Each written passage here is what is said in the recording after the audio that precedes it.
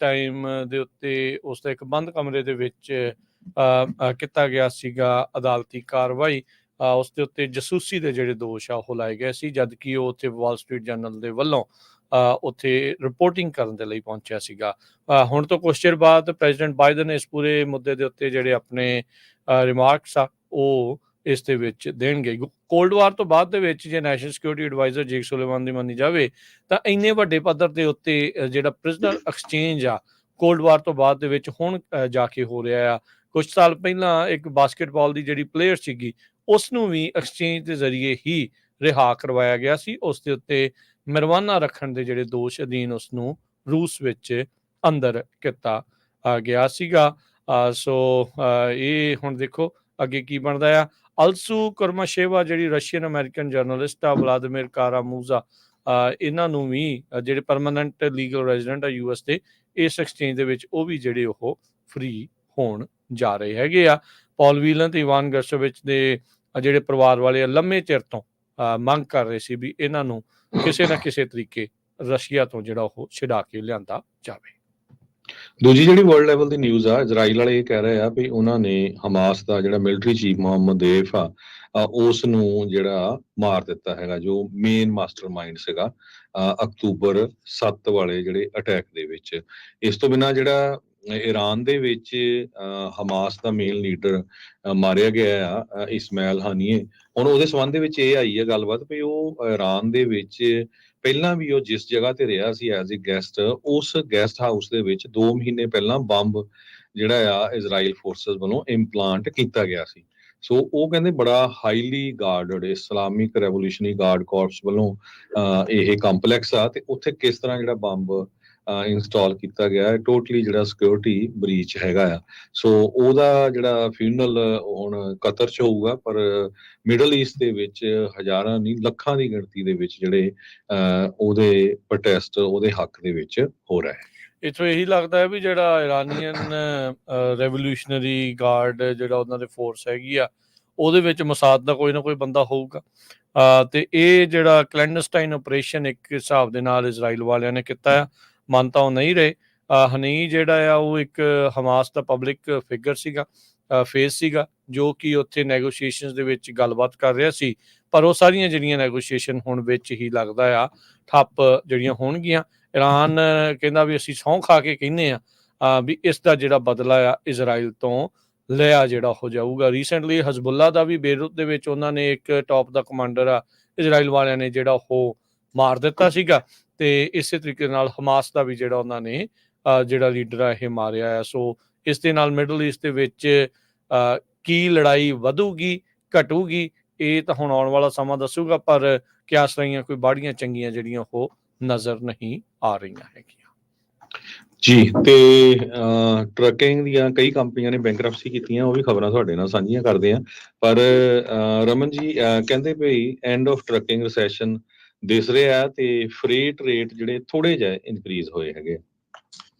ਬਿਲਕੁਲ ਭਾਜੀ, fret rate ਜਿਹੜੇ ਆ ਥੋੜੇ ਇਨਕਰੀਜ਼ ਹੋਏ ਹੈਗੇ। ਉਹਦੇ ਨਾਲ ਜਿਹੜਾ ਹੈਗਾ ਕਿ CH ਰੋਬਿਨਸਨ ਦੀ ਜਿਹੜੀ ਅਰਨਿੰਗਸ ਆਈ ਹੈਗੀ ਆ ਉਹਦੇ ਉੱਤੇ ਜੇ ਧਿਆਨ ਮਾਰੀਏ ਤੇ CH ਰੋਬਿਨਸਨ ਨੇ, ਜਿੱਦਾਂ ਕਿ ਆਪਾਂ ਨੂੰ ਪਤਾ ਹੈ ਕਿ ਆਲਮੋਸਟ ਹਾਫ ਦੇ ਕਰੀਬ ਆਪਣੀ ਸੇਲਸ ਫੋਰਸ ਜਿਹੜੀ ਕੱਟ ਕੀਤੀ ਸੀਗੀ। ਉਹ ਆਪਾਂ ਹਮੇਸ਼ਾ ਤੋਂ ਕਹਿੰਦੇ ਹਾਂ ਕਿ ਜਦੋਂ ਤੁਸੀਂ ਡਾਊਨ ਸਾਈਜ਼ਿੰਗ ਕਰਦੇ ਆ ਤੇ ਤੁਹਾਡੀ ਇੰਪਰੂਵਮੈਂਟ ਜਿਹੜੀ ਆ ਨੈਟ ਦੇ ਵਿੱਚ ਇੰਪਰੂਵਮੈਂਟ ਹੋਣੀ ਸ਼ੁਰੂ ਹੋ ਜਾਂਦੀ ਆ। ਸੋ ਜਿਹੜਾ ਇਹਨਾਂ ਦਾ ਸਟਾਕ ਹੈਗਾ ਆ, ਸਟਾਕ ਪ੍ਰਾਈਸਿਸ ਜਿਹੜੀ ਹੈ $72.09 ਔਨ May 1 ਕਲੋਜ਼ ਤੇ ਸੀਗਾ, ਉਹ post market end of May $88 ਦਾ ਹੋ ਗਿਆ ਸੀਗਾ। ਤੇ ਜਿਹੜਾ ਕਿ ਵੈਨਸਡੇ ਨੂੰ ਜਦੋਂ ਇਹਨਾਂ ਦੀ ਕਾਲ ਕਲੋਜ਼ ਹੋਈ, ਅਰਨਿੰਗ ਕਾਲ ਕਲੋਜ਼ ਹੋਈ ਆ, ਉਦੋਂ $98.85 $98 100 ਦੇ ਲਾਗੇ 11% ਇਨਕਰੀਜ਼ ਹੋਈ ਆ। ਸੋ ਇਹ ਸਾਈਨ ਹੈਗੇ ਆ ਕਿ ਰਿਕਵਰੀ ਜਿਹੜੀ ਆ ਉਹ ਹੋ ਰਹੀ ਹੈਗੀ ਆ। ਪਲੱਸ ਰਿਕਵਰੀ ਦੇ ਨਾਲ ਨਾਲ ਇਹ ਹੈਗਾ ਕਿ ਜਿਹੜੀਆਂ ਸਿਚੁਏਸ਼ਨਸ ਹੈਗੀਆਂ ਆ ਉਹ ਬਦਲ ਰਹੀਆਂ ਹੈਗੀਆਂ। ਪਰ ਉਹ ਜਿੱਦਾਂ ਕਿ ਤੁਸੀਂ ਹੁਣ ਦੂਜੇ ਬੰਨੇ ਆਪਾਂ ਇਹ ਵੀ ਗੱਲ ਕੀਤੀ ਹੈਗੀ ਆ ਕਿ ਨਿਊ ਜਰਸੀ ਦੀ ਟਰੱਕਿੰਗ ਕੰਪਨੀ ਜਿਹੜੀ ਹੈ ਚੈਪਟਰ 11 ਜਿਹੜੀ ਆ ਬੈਂਕਰਪਸੀ ਫਾਈਲ ਕਰ ਰਹੀ ਹੈ। ਸੋ ਇੱਥੇ ਹਰ ਇੱਕ ਕਿਸਮ ਦਾ ਜਿਹੜਾ ਆ ਉਹ ਰੁਝਾਨ ਦੇਖਣ ਨੂੰ ਮਿਲ ਰਿਹਾ ਹੈਗਾ। ਜਿਹੜੀਆਂ ਕੰਪਨੀਆਂ ਮਿਸਮੈਨੇਜ ਹੈਗੀਆਂ ਉਹਨਾਂ ਦੇ ਵਿੱਚ ਜਿਹੜਾ ਰੁਝਾਨ ਹੈਗਾ ਉਹ ਬੈਂਕਰਪਸੀ ਵੱਲ ਨੂੰ ਜ਼ਿਆਦਾ ਹੈਗਾ। ਜਿਹੜੀਆਂ ਕੰਪਨੀਆਂ ਗੁੱਡ ਮੈਨੇਜਡ ਹੈਗੀਆਂ ਉਹ ਕੰਪਨੀ ਜਿਹੜੀਆਂ ਹੈਗੀਆਂ ਉਹ ਰਿਕਵਰੀ ਵੱਲ ਨੂੰ ਚੱਲ ਪਈਆਂ ਹੈਗੀਆਂ। ਸੋ ਇੱਥੇ ਸਾਰਿਆਂ ਨੂੰ ਜ਼ਿਆਦਾ ਵੱਡਾ ਡਿਪੈਂਡੈਂਸੀ ਜਿਹੜੀ ਹੈਗੀ ਆ ਉਹ ਹੈਗੀ ਆ ਕਿ ਤੁਸੀਂ ਆਪਣੀ ਕੰਪਨੀ ਨੂੰ ਕਿਵੇਂ ਰਨ ਕਰ ਰਹੇ ਹੈਗੇ ਆ, ਤੁਸੀਂ ਆਪਣੀ ਕੰਪਨੀ ਦਾ ਕਿਵੇਂ ਖਿਆਲ ਰੱਖਦੇ ਹੈਗੇ, ਤੁਹਾਡੀ ਕੰਪਲਾਇੰਸ ਕਿਸ ਤਰ੍ਹਾਂ ਹੈਗੀ ਆ। ਹੁਣ ਜਿਹੜੀ ਕੰਪਨੀ ਨਿਊ ਜਰਸੀ ਦੀ ਚੈਪਟਰ 11 ਬੈਂਕਰਪਸੀ ਜਿਹਨੇ ਫਾਈਲ ਕੀਤੀ ਆ, ਉਹਨਾਂ ਦੀ ਦੇਖੋ ਤੁਸੀਂ ਉਹਨਾਂ ਦਾ ਜਿਹੜਾ ਆਊਟ ਆਫ ਸਰਵਿਸ ਰੇਟ ਆ ਉਹ ਕਿੱਥੇ ਗਿਆ ਹੈਗਾ, ਉਹਨਾਂ ਦੇ ਡਰਾਈਵਰ ਕਿੰਨੇ ਇੰਸਪੈਕਟ ਕੀਤੇ ਗਏ ਆ, ਯੂ ਨੋ 112 ਟਾਈਮ ਉਹਨਾਂ ਦੀ ਇੰਸਪੈਕਟ ਹੋਈ ਆ ਤੇ 15 ਆਊਟ ਆਫ ਸਰਵਿਸ ਕੀਤੇ ਗਏ ਲਾਸਟ 2 ਸਾਲਾਂ ਦੇ ਵਿੱਚ। 13.4% ਆਊਟ ਆਫ ਸਰਵਿਸ ਰੇਟ ਹੈਗਾ, ਜਦ ਕਿ ਨੈਸ਼ਨਲ ਐਵਰੇਜ 6% ਆ ਜੀ, ਠੀਕ ਹੈ ਨਾ। ਇਸ ਤਰ੍ਹਾਂ ਹੀ ਜਿਹੜੀ ਟਰੱਕਿੰਗ ਕੰਪਨੀ ਦੀਆਂ ਜਿਹੜੀਆਂ ਆਵਰਸ ਆਫ ਸਰਵਿਸ ਦੀਆਂ ਵਾਇਓਲੇਸ਼ਨਸ ਆ। ਸੋ ਕਹਿਣ ਦਾ ਭਾਵ ਇਹ ਆ ਕਿ ਜਦੋਂ ਤੁਸੀਂ ਜਿਹੜੇ ਹਾਲਾਤ ਚੱਲ ਰਹੇ ਆ, ਇਹਨਾਂ ਹਾਲਾਤਾਂ ਦੇ ਵਿੱਚ ਜੇ ਤੁਸੀਂ ਆਪਣੀ ਟਰੱਕਿੰਗ ਕੰਪਨੀ ਨੂੰ ਸਟਰੋਂਗ ਨਹੀਂ ਕਰਦੇ ਹੈਗੇ, ਆਪਣੀ ਟਰੱਕਿੰਗ ਕੰਪਨੀ ਦੀ ਇੰਟਰਨਲ ਹੈਲਥ ਤੇ ਧਿਆਨ ਨਹੀਂ ਦਿੰਦੇ ਹੈਗੇ, ਤੇ it's very hard to survive afterwards. ਕਿਉਂਕਿ ਜਿਹੜੀ ਮਾਰ ਆ, ਮੰਦੇ ਦੀ ਮਾਰ ਠੀਕ ਹੈ ਚੱਲਣੀ ਬਹੁਤ ਔਖੀ ਹੈਗੀ ਆ, ਪਰ ਮੰਦੇ ਦੀ ਮਾਰ ਦੇ ਨਾਲ ਨਾਲ ਜਿਹੜੀ ਤੁਹਾਡੀ ਐਕਸਟਰਾ ਤੁਹਾਡੇ ਜਦੋਂ ਦੇਖੋ ਆਊਟ ਆਫ ਸਰਵਿਸ ਟਰੱਕ ਹੁੰਦਾ ਆ, ਉਹਦੇ ਬਹੁਤ ਜ਼ਿਆਦਾ ਐਕਸਪੈਂਸਿਸ ਵੱਧ ਜਾਂਦੇ ਆ ਉੱਥੇ ਉਹਨੂੰ ਠੀਕ ਕਰਾਉਣ ਦੇ, ਕੰਮ ਕਰਨ ਦੇ। ਸੋ ਅਣਗਹਿਲੀਆਂ ਜਿਹੜੀਆਂ ਹੈਗੀਆਂ, ਚਾਹੇ ਉਹ ਆਪਣੇ ਇਕੁਇਪਮੈਂਟ ਦੀ ਟੇਕ ਕੇਅਰ ਕਰਨ ਦੇ ਲਈ ਆ, ਚਾਹੇ ਉਹ ਆਪਣੀ ਇੰਪਲੋਈਜ਼ ਦੀ ਟੇਕ ਕੇਅਰ ਕਰਨ ਲਈ, ਡਰਾਈਵਰਸ ਦੇ ਕੇਸਿਸ ਪੈ ਜਾਣੇ, ਚਾਹੇ ਉਹ ਤੁਹਾਡਾ ਜਿਹੜਾ ਆ ਕੰਪਲਾਇੰਸ ਹੈਗੀ ਆ। ਔਰ ਕੰਪਲਾਇੰਸ ਅੱਜ ਦੀ ਤਰੀਕ ਦੇ ਵਿੱਚ ਆਪਣਾ ਬਹੁਤ ਜ਼ਿਆਦਾ ਜਿਹੜਾ ਇਸ਼ੂ ਚੱਲ ਰਿਹਾ ਹੈਗਾ। ਕੱਲ ਸਾਡੀ FMCSA ਦਾ ਲਿਸਨਿੰਗ ਸੈਸ਼ਨ ਸੀਗਾ, ਸੋ FMCSA ਦੇ ਲਿਸਨਿੰਗ ਸੈਸ਼ਨ ਦੇ ਉੱਤੇ ਅਸੀਂ ਅਟੈਂਡ ਕੀਤਾ ਸੀ ਔਰ ਉਹਦੇ ਵਿੱਚ ਆਪਣੇ ਵਿਚਾਰ ਵੀ ਰੱਖੇ ਸੀਗੇ ਕਿ ਜਿੱਥੇ FMCSA ਵੱਲੋਂ ਇੱਕ ਪ੍ਰਪੋਜ਼ ਰੂਲ ਮੇਕਿੰਗ ਕੀਤੀ ਜਾ ਰਹੀ ਹੈ ਕਿ ਜਿਹਦੇ ਵਿੱਚ ਅਸੀਂ ਦੇਖਦੇ ਹਾਂ ਜਦੋਂ ਸਾਡੇ ਕੈਰੀਅਰਸ ਹੁੰਦੇ ਆ, ਉਹਨਾਂ ਦੀ ਇੱਕ ਸੈਟਿਸਫੈਕਟਰੀ ਰੇਟਿੰਗ ਹੁੰਦੀ ਆ, ਇੱਕ ਅਨਸੈਟਿਸਫੈਕਟਰੀ ਰੇਟਿੰਗ ਹੁੰਦੀ ਆ, ਤੇ ਇੱਕ ਉਹਨਾਂ ਦੀ ਹੁੰਦੀ ਹੈ ਕੰਡੀਸ਼ਨਲ ਰੇਟਿੰਗ। ਸੋ 3 ਰੇਟਿੰਗ ਸਿਸਟਮ ਜਿਹੜਾ ਇਸ ਵੇਲੇ ਚੱਲ ਰਿਹਾ ਹੈਗਾ, ਤੇ FMCSA ਦਾ ਪ੍ਰਪੋਜ਼ਲ ਰੱਖਿਆ ਸੀਗਾ ਕਿ ਉੱਥੇ ਜਾਂ ਤਾਂ ਕੋਈ ਰੇਟਿੰਗ ਨਹੀਂ ਹੈਗੀ ਤੇ ਜਾਂ ਹੈਗਾ ਅਨਫਿਟ, ਕਿ ਸਿਰਫ ਅਨਫਿਟ ਤੇ ਫਿਟ ਹੈ, ਫਿਟ ਦਾ ਕੋਈ ਕ੍ਰਾਈਟੇਰੀਆ ਨਹੀਂ, ਕੋਈ ਰੇਟਿੰਗ ਨਹੀਂ ਹੈਗੀ, ਜਾਂ ਫਿਟ ਹੈ ਜਾਂ ਅਨਫਿਟ ਕੈਰੀਅਰ, ਠੀਕ ਹੈ। ਸੋ ਉਹਦੇ ਵਿੱਚ ਮੇਰੇ ਖਿਆਲ ਦੇ ਵਿੱਚ ਅਸੀਂ ਘੰਟਾ 1.5 ਘੰਟਾ ਜਿਹੜੀ ਲਿਸਨਿੰਗ ਸੈਸ਼ਨ ਦੇ ਵਿੱਚ ਆਪਾਂ ਨਾਪਟਾ ਵੱਲੋਂ ਵੀ ਵਿਚਾਰ ਰੱਖੇ ਸੀਗੇ ਕਿ ਸਾਨੂੰ ਜਿਹੜਾ ਇਹ ਸੈਟਅਪ ਹੈਗਾ 3 ਟੀਅਰ ਸਿਸਟਮ ਵਾਲਾ, ਜਿਹੜਾ ਕਿ ਸੈਟਿਸਫੈਕਟਰੀ, ਅਨਸੈਟਿਸਫੈਕਟਰੀ ਤੇ ਕੰਡੀਸ਼ਨਲ, ਇਹ ਸੈਟਅਪ ਬੈਟਰ ਹੈਗਾ ਕਿਉਂਕਿ ਇਹਦੇ ਵਿੱਚ ਕੈਰੀਅਰ ਨੂੰ ਐਟਲੀਸਟ ਮੌਕਾ ਮਿਲਦਾ ਆ ਕਿ ਜੇ ਅਨਸੈਟਿਸਫੈਕਟਰੀ ਹੁੰਦਾ ਹੈ ਜਾਂ ਕੰਡੀਸ਼ਨਲ ਹੁੰਦਾ ਆ ਤੇ ਕੈਰੀਅਰ ਨੂੰ ਆਪਣੇ ਆਪ ਨੂੰ ਠੀਕ ਕਰਨ ਦਾ ਮੌਕਾ ਮਿਲਦਾ ਆ। ਅਨਫਿਟ ਫਿਟ ਦੇ ਵਿੱਚ ਜਿਹੜਾ ਆ ਉਹ ਟੋਟਲੀ ਜਿੱਦਾਂ ਤੁਸੀਂ ਸਵਿਚ ਆਫ ਕਰਤਾ ਵੀ ਬਸ ਆ ਖਤਮ ਕੰਪਨੀ ਹੈ ਨਾ, ਉਹਦਾ ਸਵਿਚ ਆਫ ਹੋ ਗਿਆ ਤੇ then that company is gone. ਜੇ ਅਨਫਿਟ ਹੈ ਤੇ then it's ready to shut down kind of deal ਆ, ਠੀਕ ਹੈ। ਸੋ ਇਹ ਚੀਜ਼ਾਂ ਜਿਹੜੀਆਂ ਹੈਗੀਆਂ, ਇਹਨਾਂ ਤੇ ਵੀ ਕਾਫੀ ਜਿਹੜਾ ਤੁਹਾਡਾ ਵਿਚਾਰ ਕਰਨ ਦੀ ਲੋੜ ਹੈਗੀ, ਕਿਉਂਕਿ ਜਿਹੜੇ ਇਸ਼ੂਜ਼ ਆ ਨਾ, ਇਸ਼ੂਜ਼ ਇਸ ਵੇਲੇ ਜਿਹੜੇ ਆ ਹੋਰ ਬਹੁਤ ਜ਼ਿਆਦਾ ਹੋ ਰਹੇ ਆ, ਹੋਰ ਬਹੁਤ ਜ਼ਿਆਦੀਆਂ ਇਸ਼ੂਜ਼ ਆ। ਔਰ ਜਿੱਦਾਂ ਕਿ ਕੱਲ ਦੀ ਮੀਟਿੰਗ 'ਚ ਇਹ ਵੀ ਆਪਾਂ ਸੁਜੈਸ਼ਨ ਦਿੱਤੀ ਕਿ ਜਿਹੜੀ ਕੈਰੀਅਰਸ ਹੈਗੇ ਆ, ਜਿਹੜੀ 88% ਕੈਰੀਅਰਸ ਹੈਗੇ ਆ, ਉਹਨਾਂ ਦੀ ਕੋਈ ਰੇਟਿੰਗ ਨਹੀਂ ਹੈਗੀ, ਮਤਲਬ ਕਿ ਉਹਨਾਂ ਦੀ ਨਾ ਸੈਟਿਸਫੈਕਟਰੀ ਆ, ਨਾ ਅਨਸੈਟਿਸਫੈਕਟਰੀ ਆ, ਨਾ ਕੰਡੀਸ਼ਨਲ ਆ, ਕੋਈ ਰੇਟਿੰਗ ਨਹੀਂ ਹੈਗੀ, ਉਹਨਾਂ ਦੀ ਇੰਸਪੈਕਸ਼ਨ ਨਹੀਂ ਹੋਈ ਹੈਗੀ। ਸੋ ਉਹਨਾਂ ਨੂੰ ਫਿਰ ਲੋਡ ਨਹੀਂ ਮਿਲਦੇ ਹੈਗੇ। ਸੋ ਲੋਡ ਨਹੀਂ ਮਿਲਦੇ ਹੈਗੇ ਜਦੋਂ, ਤੇ ਉਹ ਫਿਰ ਇਸ਼ੂ ਖੜੇ ਹੋ ਜਾਂਦੇ ਉਹਨਾਂ ਲਈ, ਉਹਨਾਂ ਨੂੰ ਬਾਹਰੋਂ ਕਿਤੇ ਲੋਡ ਚੱਕਣੇ ਪੈਂਦੇ ਆ, ਡਬਲ ਬ੍ਰੋਕਰੇਜ ਦੇ ਥੱਲੇ ਜਾਣਾ ਪੈਂਦਾ। ਸੋ ਇਹ ਵੀ ਵਿਚਾਰ ਕੱਲ ਉਹਨਾਂ ਦੇ ਸਾਹਮਣੇ ਰੱਖਿਆ ਸੀਗਾ ਕਿ ਜਿਹੜੀ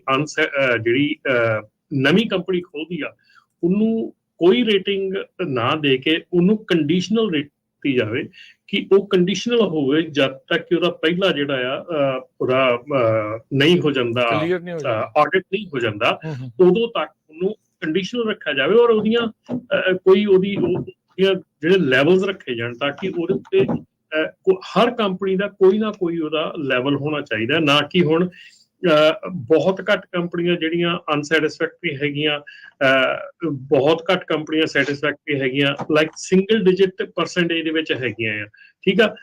ਆਈ ਥਿੰਕ 53,000 ਦੇ ਕਰੀਬ ਕੰਪਨੀਆਂ ਜਿਹੜੀਆਂ ਹੈਗੀਆਂ, ਜਿਹੜੀਆਂ ਕਿ ਕੰਡੀਸ਼ਨਲ ਜਾਂ ਅਨਸੈਟਿਸਫੈਕਟਰੀ ਹੈਗੀਆਂ, ਤੇ ਉਹਦੇ ਵਿੱਚ ਤੁਸੀਂ ਇਹ ਹਿਸਾਬ ਲਓ ਵੀ 88% ਕੰਪਨੀਆਂ ਜਿਹੜੀਆਂ ਹੈਗੀਆਂ ਉਹਨਾਂ ਦੀ ਕੋਈ ਰੇਟਿੰਗ ਨਹੀਂ ਹੈਗੀ। ਸੋ ਬੇਸਿਕਲੀ ਉਹ ਜਦੋਂ ਲੋਡ ਲੈਣ ਜਾਂਦੀਆਂ ਉਹਨਾਂ ਨੂੰ ਲੋਡ ਨਹੀਂ ਮਿਲਦੇ ਹੈਗੇ। ਸੋ ਇਹ ਕੱਲ ਦੀ ਮੀਟਿੰਗ ਦੇ ਵਿੱਚ ਵਿਚਾਰ ਰੱਖੇ ਸੀਗੇ ਤਾਂ ਕਿ ਅਸੀਂ ਕੱਲ ਦੀ ਮੀਟਿੰਗ ਜਿਹੜੀ ਆ ਸਾਡੇ ਨਾਫਟਾ ਦੇ ਪਲੇਟਫਾਰਮ ਦੇ ਉੱਤੇ ਅਵੇਲੇਬਲ ਸੀਗੀ, ਉੱਥੇ ਸਾਈਨ ਇਨ ਅਵੇਲੇਬਲ ਸੀਗਾ। ਮੇਰੇ ਖਿਆਲ 14-15 ਜਣਿਆਂ ਨੇ ਸਾਈਨ ਅਪ ਕੀਤਾ ਸੀਗਾ, ਪਰ ਮੇਰੇ ਖਿਆਲ ਮੈਂ ਦੇਖਿਆ ਨਹੀਂ, ਸ਼ਾਇਦ 1 ਜਾਂ 2 ਜਣੇ ਵਿੱਚ ਅਟੈਂਡ ਕੀਤੀ ਹੋਊਗੀ ਮੀਟਿੰਗ, ਪਰ ਮੈਂ ਸਾਰੇ 171 ਜਣੇ ਟੋਟਲ ਸੀਗੇ ਵਿੱਚ, ਤੇ ਉਹਨਾਂ ਨੇ ਸਕਰੋਲ ਕਰਕੇ ਦੇਖਿਆ ਸੀਗਾ ਆਪਣੇ ਸ਼ਹਿਰ 1 ਜਾਂ 2 ਬੰਦੇ ਸੀਗੇ, ਉਸ ਤੋਂ ਬਿਨਾਂ ਆਪਣੇ ਬੰਦੇ ਉੱਥੇ ਹੈ ਨਹੀਂ ਸੀ। ਸੋ ਇਹ ਚੀਜ਼ ਦੀ ਵੀ ਆਪਾਂ ਨੂੰ ਸੋਚ ਰੱਖਣੀ ਚਾਹੀਦੀ ਵੀ ਇਹ ਵਰਚੁਅਲ ਮੀਟਿੰਗ ਹੈਗੀ ਆ, ਇਹਦੇ ਵਿੱਚ ਲਿਸਨਿੰਗ ਸੈਸ਼ਨ ਆ, ਉੱਥੇ FMCSA DOT ਦੇ ਸਾਰੇ ਜਿਹੜੇ ਪਤਵੰਤੇ ਸੱਜਣੇ ਉੱਥੇ ਬੈਠੇ ਆ, ਉਹ ਸੁਣਦੇ ਆ ਗੱਲ ਤੁਹਾਡੀ, ਤੁਹਾਨੂੰ ਮੌਕਾ ਦਿੰਦੇ ਆ ਬੋਲਣ ਦਾ। ਸੋ ਉਹ ਚੀਜ਼ਾਂ ਜਿਹੜੀਆਂ ਆ, ਉਹਨਾਂ ਚੀਜ਼ਾਂ ਵੱਲ ਵੀ ਸਾਡਾ ਧਿਆਨ ਹੋਣਾ ਚਾਹੀਦਾ, ਔਰ ਉਹਨਾਂ ਚੀਜ਼ਾਂ ਬਾਰੇ ਵੀ ਸਾਨੂੰ ਗੱਲ ਕਰਨੀ ਚਾਹੀਦੀ ਹੈ। ਜਿੱਦਾਂ ਰਮਨ ਜੀ ਤੁਸੀਂ ਰੇਟਿੰਗਸ ਦੀ ਇਹ ਗੱਲ ਕਰ ਰਹੇ ਆ ਵੀ ਪਹਿਲਾਂ ਕਲੀਅਰ ਹੋਵੇ, ਫਿਰ ਜਿਹੜਾ ਉਹ ਅੱਗੇ ਉਹਨਾਂ ਨੂੰ ਅੱਗੇ ਤੋਰਿਆ ਜਾਵੇ। ਬੈਂਕਰਪਸੀ ਦੀ ਵੀ ਤੁਸੀਂ ਗੱਲ ਕੀਤੀ ਵੀ ਰੀਜ਼ਨ ਜਿਹੜਾ ਉਹ ਕੀ ਆ। FMCSA ਨੇ ਕੁਝ ਸੁਝਾਅ ਰੱਖੇ ਆ ਵੀ ਉਹ ਇਸ ਨੂੰ ਬੈਟਰ ਕਰਨ ਦੇ ਲਈ ਕੀ ਕਰਨ ਜਾ ਰਹੇ ਆ, ਕੀ ਕੋਈ ਨਵੇਂ ਬੰਦੇ ਹਾਇਰ ਹੋਣਗੇ ਇਹਨਾਂ ਚੀਜ਼ਾਂ ਦੀ ਰੇਟਿੰਗਸ ਦੇ ਉੱਤੇ ਜਾਂ ਆਡਿਟ ਕਰਨ ਦੇ ਲਈ, ਕੀ ਉਹਨਾਂ ਦਾ ਕੀ ਪਲਾਨ ਹੈ ਇਸ ਚੀਜ਼ ਨੂੰ ਠੀਕ ਕਰਨ ਲਈ?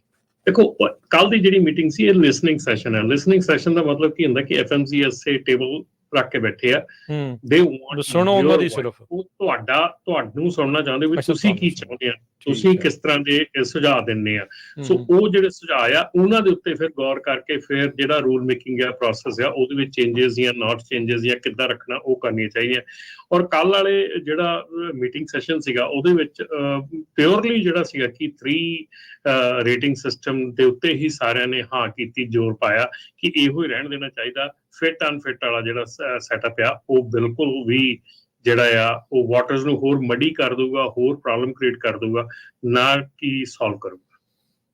ਇਹ ਜੇ ਤੁਸੀਂ ਥੋੜਾ ਜਿਹਾ ਐਕਸਪਲੇਨ ਕਰ ਸਕਦੇ ਆ ਫਿਟ ਅਨਫਿਟ ਤੇ ਜਿਹੜਾ 3 ਰੇਟਿੰਗ ਸਿਸਟਮ ਦੇ ਵਿੱਚ ਡਿਫਰੈਂਸ ਕੀ ਆ, ਕਿਉਂ ਫਿਟ ਅਨਫਿਟ ਦੇ ਕਹਿ ਲਓ ਵੀ ਇੰਡਸਟਰੀ ਉਸ ਦੇ ਉਲਟਾ ਤੇ ਰੇਟਿੰਗ ਦੇ ਹੱਕ ਦੇ ਵਿੱਚ ਕਿਉਂ, ਉਹਦੇ ਨਾਲ ਕੀ ਆਪਾਂ ਨੂੰ ਕੀ ਬੈਟਰ ਆ, ਕੀ ਡਿਫਰੈਂਸਿਸ ਆ ਇਹਨਾਂ ਦੇ ਵਿੱਚ? ਸੋ ਬੇਸਿਕਲੀ ਜਿਹੜਾ ਰੇਟਿੰਗ ਸਿਸਟਮ ਹੈਗਾ ਇਸ ਵੇਲੇ FMCSA ਦਾ, ਉਹਦੇ ਵਿੱਚ ਹੈਗਾ ਕਿ ਇੱਕ ਕੰਪਨੀ ਜਿਹੜੀ ਕਿ ਸਾਰੇ ਪੂਰੇ ਆਡਿਟ 'ਚ ਪਾਸ ਹੁੰਦੀ ਹੈ, ਸਾਰਾ ਕੁਝ ਪਾਸ ਹੁੰਦੀ ਹੈ, ਐਵਰੀਥਿੰਗ ਗੁੱਡ ਆ, ਉਹਦਾ ਰੇਟਿੰਗ ਹੁੰਦੀ satisfactory. So satisfactory rating is the best one to get, ਠੀਕ ਹੈ। ਹੁਣ ਸੈਟਿਸਫੈਕਟਰੀ ਦਾ ਮਤਲਬ ਇਹ ਆ ਕਿ ਉਸ ਤੋਂ ਬਾਅਦ ਮੰਨ ਲਓ ਤੁਹਾਡੇ ਕਿਤੇ ਰਾਹ ਦੇ ਵਿੱਚ ਰੋਡ ਸਾਈਡ ਇਨਸਪੈਕਸ਼ਨਸ ਹੋਈਆਂ, ਕੋਈ ਐਕਸੀਡੈਂਟ ਹੋ ਗਿਆ, ਕੁਝ ਵੀ ਹੋ ਗਿਆ, ਤੁਹਾਡੇ ਟਿਕਟਸ ਮਿਲ ਰਹੀਆਂ ਡਰਾਈਵਰ ਨੂੰ, ਤੁਹਾਡੇ ਆਪਣੀਆਂ ਆਵਰਸ ਆਫ ਸਰਵਿਸ ਦੀਆਂ ਟਿਕਟ ਮਿਲ ਰਹੀਆਂ, ਆਊਟ ਆਫ ਸਰਵਿਸ ਹੋ ਰਹੇ ਟਰੱਕ। ਸੋ ਉੱਥੇ ਰੈੱਡ ਫਲੈਗ ਹੋ ਜਾਂਦਾ ਕਿ ਇਹ ਕੈਰੀਅਰ ਜਿਹੜਾ ਆ ਇਹ ਪ੍ਰੋਬਲਮ 'ਚ ਆ ਰਿਹਾ ਹੈਗਾ। ਸੋ ਉੱਥੇ ਉਹਨਾਂ ਦੀ ਜਿਹੜੀ ਆ ਇੰਟਰਵੈਂਸ਼ਨ ਕੀਤੀ ਜਾਂਦੀ ਆ ਟੂ ਆਡਿਟ ਦੇ ਉੱਤੇ। ਸੋ ਆਡਿਟ ਜਿਹੜਾ ਆ ਉਹ ਇਮੀਨੈਂਟ ਹੋ ਜਾਂਦਾ, ਜਦੋਂ ਜ਼ਿਆਦਾ ਤੁਹਾਡਾ ਸਕੋਰ ਮਤਲਬ ਕਿ ਖਰਾਬ ਹੋ ਜਾਂਦਾ, ਉਦੋਂ ਤੁਹਾਡੇ ਤੇ ਆਡਿਟ ਦੀ ਜਿਹੜੀ ਆ ਉਹ ਲਾਈਨ ਆ ਜਾਂਦੀ ਆ। ਸੋ ਜਦੋਂ ਤੁਹਾਡਾ ਆਡਿਟ ਹੁੰਦਾ, ਆਡਿਟ ਦੇ ਵਿੱਚ ਤੁਸੀਂ ਉਹ ਜਿਹੜੀਆਂ ਸੈਟਿਸਫੈਕਟਰੀ ਚੀਜ਼ਾਂ ਹੁੰਦੀਆਂ, ਜਾਂ ਜਿੱਦਾਂ ਮੰਨ ਲਓ ਡਰਾਈਵਰ ਹਾਇਰਿੰਗ ਪ੍ਰੋਸੈਸ ਹੈਗਾ ਆ, ਡਰੱਗ ਟੈਸਟਿੰਗ ਹੈਗਾ, ਰੈਂਡਮ ਐਨਰੋਲਮੈਂਟ ਹੈਗੀ ਆ, ਉਸ ਦੇ ਵਿੱਚ ਤੁਹਾਡੇ ਇਕੁਇਪਮੈਂਟ ਹੈਗਾ ਆ, ਉਹਦੇ ਵਿੱਚ ਤੁਹਾਡੀਆਂ ਆਵਰਸ ਆਫ ਸਰਵਿਸ ਦੀਆਂ ਵਾਇਲੇਸ਼ਨਸ ਹੈਗੀਆਂ, ਮਲਟੀਪਲ ਚੀਜ਼ਾਂ ਉੱਤੇ ਵਿਚਾਰ ਕੀਤਾ ਜਾਂਦਾ, ਜਿਨ੍ਹਾਂ ਨੂੰ ਦੇਖ ਕੇ ਜੇ ਉਹਦੇ ਵਿੱਚ ਉਹਨਾਂ ਨੂੰ ਲੱਗੇ ਕਿ ਇਹ ਪ੍ਰੋਬਲਮ ਹੈਗੀ ਆ, ਉੱਥੇ ਫਿਰ ਉਹਨੂੰ ਅਨਸੈਟਿਸਫੈਕਟਰੀ ਜਿਹੜੀ ਰੇਟਿੰਗ ਦੇ ਦਿੱਤੀ ਜਾਂਦੀ ਆ। ਔਰ ਅਨਸੈਟਿਸਫੈਕਟਰੀ ਰੇਟਿੰਗ ਦੇ ਬਾਅਦ ਦੇ ਵਿੱਚ ਉਹਨੂੰ ਕੈਰੀਅਰ ਨੂੰ ਕਿਹਾ ਜਾਂਦਾ ਕਿ you have 90 days to correct these problems. ਇਹ 90 ਦਿਨ ਦਾ ਟਾਈਮ ਤੁਹਾਡੇ ਕੋਲ ਹੈਗਾ ਆ, 90 ਦਿਨ ਦੇ ਟਾਈਮ ਦੇ ਵਿੱਚ ਤੁਸੀਂ ਇਹ ਪ੍ਰੋਬਲਮਸ ਨੂੰ ਕਰੈਕਟ ਕਰਨਾ ਹੈਗਾ। ਜੇ ਉਹ ਕੈਰੀਅਰ 90 ਦਿਨਾਂ ਦੇ ਵਿੱਚ ਉਹ ਸਾਰੀਆਂ ਪ੍ਰੋਬਲਮਸ ਕਰੈਕਟ ਕਰ ਲੈਂਦਾ, ਔਰ ਕਰੈਕਟ ਕਰਕੇ ਫਿਰ ਦੁਬਾਰਾ ਆਪਣੀ ਜਿਹੜੀ ਆ ਉਹ ਪਲਾਨ ਸਬਮਿਟ ਕਰਦਾ ਕਿ ਮੇਰਾ ਪਲਾਨ ਆਫ ਐਕਸ਼ਨ ਕੀ ਆ ਤੇ ਮੈਂ ਕਿਸ ਤਰ੍ਹਾਂ ਇਹਨੂੰ ਠੀਕ ਕਰਨਾ, ਉਹ ਠੀਕ ਕਰ ਲੈਂਦਾ, ਤੇ ਉਹਨੂੰ ਵਾਪਸ ਜਿਹੜਾ ਸੈਟਿਸਫੈਕਟਰੀ ਦੀ ਰੇਟਿੰਗ ਚਲੀ ਜਾਂਦੀ ਹੈ। ਜੇ ਉਹ ਨਹੀਂ ਕਰ ਪਾਉਂਦਾ, ਉੱਥੇ ਉਹਨੂੰ ਨਹੀਂ ਪੂਰੀਆਂ ਕਰ ਪਾਉਂਦਾ, ਫਿਰ ਉਹਦੀ ਜਿਹੜੀ ਅਥਾਰਟੀ ਆ, ਉਹਦੀ ਜਿਹੜੀ ਅਥਾਰਟੀ ਆਫ ਵਰਕ, ਉਹ ਚਲੀ ਜਾਂਦੀ ਆ ਕੰਡੀਸ਼ਨ। ਉੱਤੇ ਕੰਡੀਸ਼ਨਸ ਲੱਗ ਜਾਂਦੀਆਂ ਕਿ ਆਹ ਹੁਣ ਤੈਨੂੰ ਇੰਨੇ ਦਿਨਾਂ ਦੇ ਵਿੱਚ ਪੂਰਾ ਕਰਨਾ ਹੀ ਪੈਣਾ ਆ, ਕੰਡੀਸ਼ਨਲ ਤੇਰੀ ਅਥਾਰਟੀ ਆ, ਇਸ ਤੋਂ ਬਾਅਦ ਰਿਵੋਕ ਆ, ਇਸ ਤੋਂ ਬਾਅਦ ਤੂੰ ਮਤਲਬ ਕਿ ਰਿਵੋਕ ਕਰ ਦਿੱਤੀ ਜਾਊਗੀ। ਸੋ ਇਹਦੇ ਵਿੱਚ ਇੱਕ ਪ੍ਰੋਸੈਸ ਹੈਗਾ ਕਿ ਜਿੱਥੇ ਸੈਟਿਸਫੈਕਟਰੀ ਤੋਂ ਅਨਸੈਟਿਸਫੈਕਟਰੀ ਤੋਂ ਕੰਡੀਸ਼ਨਲ। ਹੁਣ ਕਈ ਕੰਪਨੀਆਂ ਸਾਲ ਕੰਡੀਸ਼ਨਲ 'ਚ ਕੱਢ ਜਾਂਦੀਆਂ, ਕਈ ਕੰਪਨੀਆਂ ਉਹ ਨਹੀਂ ਅਪਰੂਵ ਹੋ ਪਾਉਂਦੀਆਂ ਜਾਂ ਨਹੀਂ ਪੂਰਾ ਕਰ ਪਾਉਂਦੀਆਂ, ਟਾਈਮ ਬਾਏ ਕਰੀ ਜਾਂਦੀਆਂ ਜਾਂ ਕੁਝ ਵੀ ਕਰੀ ਜਾਂਦੀਆਂ। ਸੋ ਇੱਥੇ ਪ੍ਰੋਸੈਸ ਹੈਗਾ ਇੱਕ ਕਿ ਹਾਂ ਠੀਕ ਆ, ਇੱਕ ਕਿਸੇ ਥਾਂ ਤੇ ਇਹ ਵੀ ਚੀਜ਼ ਆ ਕਿ ਇਹਦੇ ਵਿੱਚ ਕਈ ਜਿਹੜੀਆਂ ਗਲਤ ਕੰਪਨੀਆਂ ਹੈਗੀਆਂ ਉਹਨਾਂ ਨੂੰ ਹੋਰ ਜ਼ਿਆਦਾ ਟਾਈਮ ਮਿਲ ਜਾਂਦਾ ਗਲਤੀਆਂ ਕਰਨ ਦਾ, ਹੋਰ ਜ਼ਿਆਦਾ ਜਿਹੜਾ ਪ੍ਰੋਸੈਸ ਹੋ ਜਾਂਦਾ। ਪਰ ਉਹਦੇ ਨਾਲ ਨਾਲ ਕਈ ਸਹੀ ਬੰਦੇ ਵੀ ਆ ਜਿਨ੍ਹਾਂ ਦੇ ਕੋਲ ਅਣਜਾਣਪੁਣੇ 'ਚ ਗਲਤੀਆਂ ਹੁੰਦੀਆਂ ਜਾਂ ਜਿਨ੍ਹਾਂ ਨੂੰ ਪਤਾ ਨਹੀਂ ਹੁੰਦਾ ਉਹਨਾਂ ਕੋਲ ਗਲਤੀਆਂ ਹੁੰਦੀਆਂ, ਸੋ ਉਹਨਾਂ ਨੂੰ ਸੁਧਾਰਨ ਦਾ ਮੌਕਾ ਮਿਲ ਜਾਂਦਾ। ਪਰ ਜਿਹੜੀ ਅਨਫਿਟ ਤੇ ਫਿਟ ਆ ਉਹ ਆ ਕਿ ਜੇ ਫਿਟ ਆ ਤੇ ਉਹਦੀ ਕੋਈ ਰੇਟਿੰਗ ਨਹੀਂ ਗੀ, ਉੱਥੇ ਕੁਝ ਨਹੀਂ ਲਿਖਿਆ ਕੰਪਨੀ ਤੇ ਇੱਕ ਦਿਨ ਆਣ ਕੇ ਤੁਹਾਡਾ ਆਡਿਟ ਹੋਇਆ ਤੇ ਤੁਸੀਂ ਅਨਫਿਟ ਹੋ ਗਏ ਤੇ ਉੱਥੇ ਤੁਹਾਡਾ ਇੱਕ ਹਿਸਾਬ ਨਾਲ ਸਵਿਚ ਆਫ ਹੋ ਗਿਆ, ਦੈਟਸ ਇਟ। ਸੋ ਉਹ ਚੀਜ਼ ਜਿਹੜੀ ਆ ਉਹ ਡੇਂਜਰਸ ਹੈਗੀ ਆ ਬਹੁਤ ਜਾਣਿਆਂ ਲਈ। ਸੋ ਇਸ ਕਰਕੇ ਉਹਦੀ ਆਪੋਜੀਸ਼ਨ ਹੋਈ ਆ, ਕਾਫੀ ਆਪੋਜੀਸ਼ਨ ਹੋਈ ਆ ਉਹਦੀ ਕਿ ਨਹੀਂ ਹੋਣਾ ਚਾਹੀਦਾ ਇਹ, ਬਈ ਇਹਦਾ ਜਿਹੜਾ ਰੇਟਿੰਗ ਸਿਸਟਮ ਆ ਉਹ ਹੀ ਰਹਿਣਾ ਚਾਹੀਦਾ ਜਿਹੜਾ ਇਸ ਵੇਲੇ ਐਗਜ਼ਿਸਟਿੰਗ ਹੈ। ਠੀਕ ਹੈ ਜੀ। ਤੇ ਆਪਣੇ ਨਾਲ ਕਾਲਰਸ ਵੀ ਜੁੜ ਰਹੇ ਆ ਹਰਜੋਤ ਜੀ, ਰਮਨ ਜੀ, ਤੇ ਆਪਾਂ ਉਹਨਾਂ ਦੀਆਂ ਵੀ ਕਾਲਸ ਲੈਣੇ। ਸਰੋਤੇ ਤੁਸੀਂ ਵੀ ਜੇ ਕਾਲ ਕਰਕੇ ਕੋਈ ਸਵਾਲ ਪੁੱਛਣਾ ਚਾਹੁੰਦੇ ਹੋ ਤਾਂ ਨੰਬਰ ਸਟੂਡੀਓ ਦਾ ਹੈ 408 272 5200, ਜਾਂ ਆਪਣੇ ਵਿਚਾਰ ਸਾਂਝੇ ਕਰਨਾ ਚਾਹੁੰਦੇ ਆ 4082725200। ਜੁੜੇ ਨੇ ਜੀ ਆਪਣੇ ਨਾਲ ਸੰਦੀਪ ਜੀ। ਹਾਂਜੀ ਸਤਿ ਸ਼੍ਰੀ ਅਕਾਲ ਜੀ। ਹਾਂਜੀ ਸਤਿ ਸ਼੍ਰੀ ਅਕਾਲ ਜੀ, ਮੈਂ ਸੰਦੀਪ ਬੋਲ ਰਿਹਾ ਜੀ ਸ਼ਿਕਾਗੋ ਤੋਂ ਜੀ। ਸਤਿ ਸ਼੍ਰੀ ਅਕਾਲ। ਹਾਂਜੀ ਮੇਰਾ ਕੁਐਸਚਨ ਇਹ ਸੀਗਾ ਜੀ, ਐਕਚੁਅਲੀ ਮੇਰੀ ਅਥਾਰਟੀ ਆਲਮੋਸਟ 3 ਸਾਲ ਪੁਰਾਣੀ ਹੈਗੀ ਆ ਤੇ ਕਦੀ ਕੋਈ ਵਾਇਲੇਸ਼ਨ ਨਹੀਂ ਹੋਈ, ਕਦੀ ਕੋਈ ਕਿਸੇ ਬ੍ਰੋਕਰ ਨਾਲ ਕਿਸੇ ਵੀ ਸ਼ਿਪਰ ਨਾਲ ਕਦੀ ਕੋਈ ਪ੍ਰੋਬਲਮ ਨਹੀਂ ਹੋਈ। ਤੇ 2-3 ਹਫ਼ਤੇ ਪਹਿਲੇ ਆਲ ਆਫ ਸਡਨ ਜਿਹੜੀ ਇੱਕ ਹਾਈਵੇ ਕੰਪਨੀ ਹੈਗੀ ਬ੍ਰੋਕਰਾਂ ਦੀ, ਜਿਹੜੀ ਮਤਲਬ ਕਿ ਸਾਰਾ ਜਿਹੜਾ ਪੇਪਰ ਵਰਕ ਵਗੈਰਾ ਲੈਂਦੀ ਹੈਗੀ, ਚੈੱਕ ਕਰਦੀ ਹੈਗੀ ਆ, ਉਹਨਾਂ ਨੇ ਰੈੱਡ ਅਲਰਟ ਪਾਤਾ ਤੇ ਮੈਨੂੰ ਇੱਕਦਮ ਲੋਡ ਮਿਲਣੇ ਬੰਦ ਹੋ ਗਏ।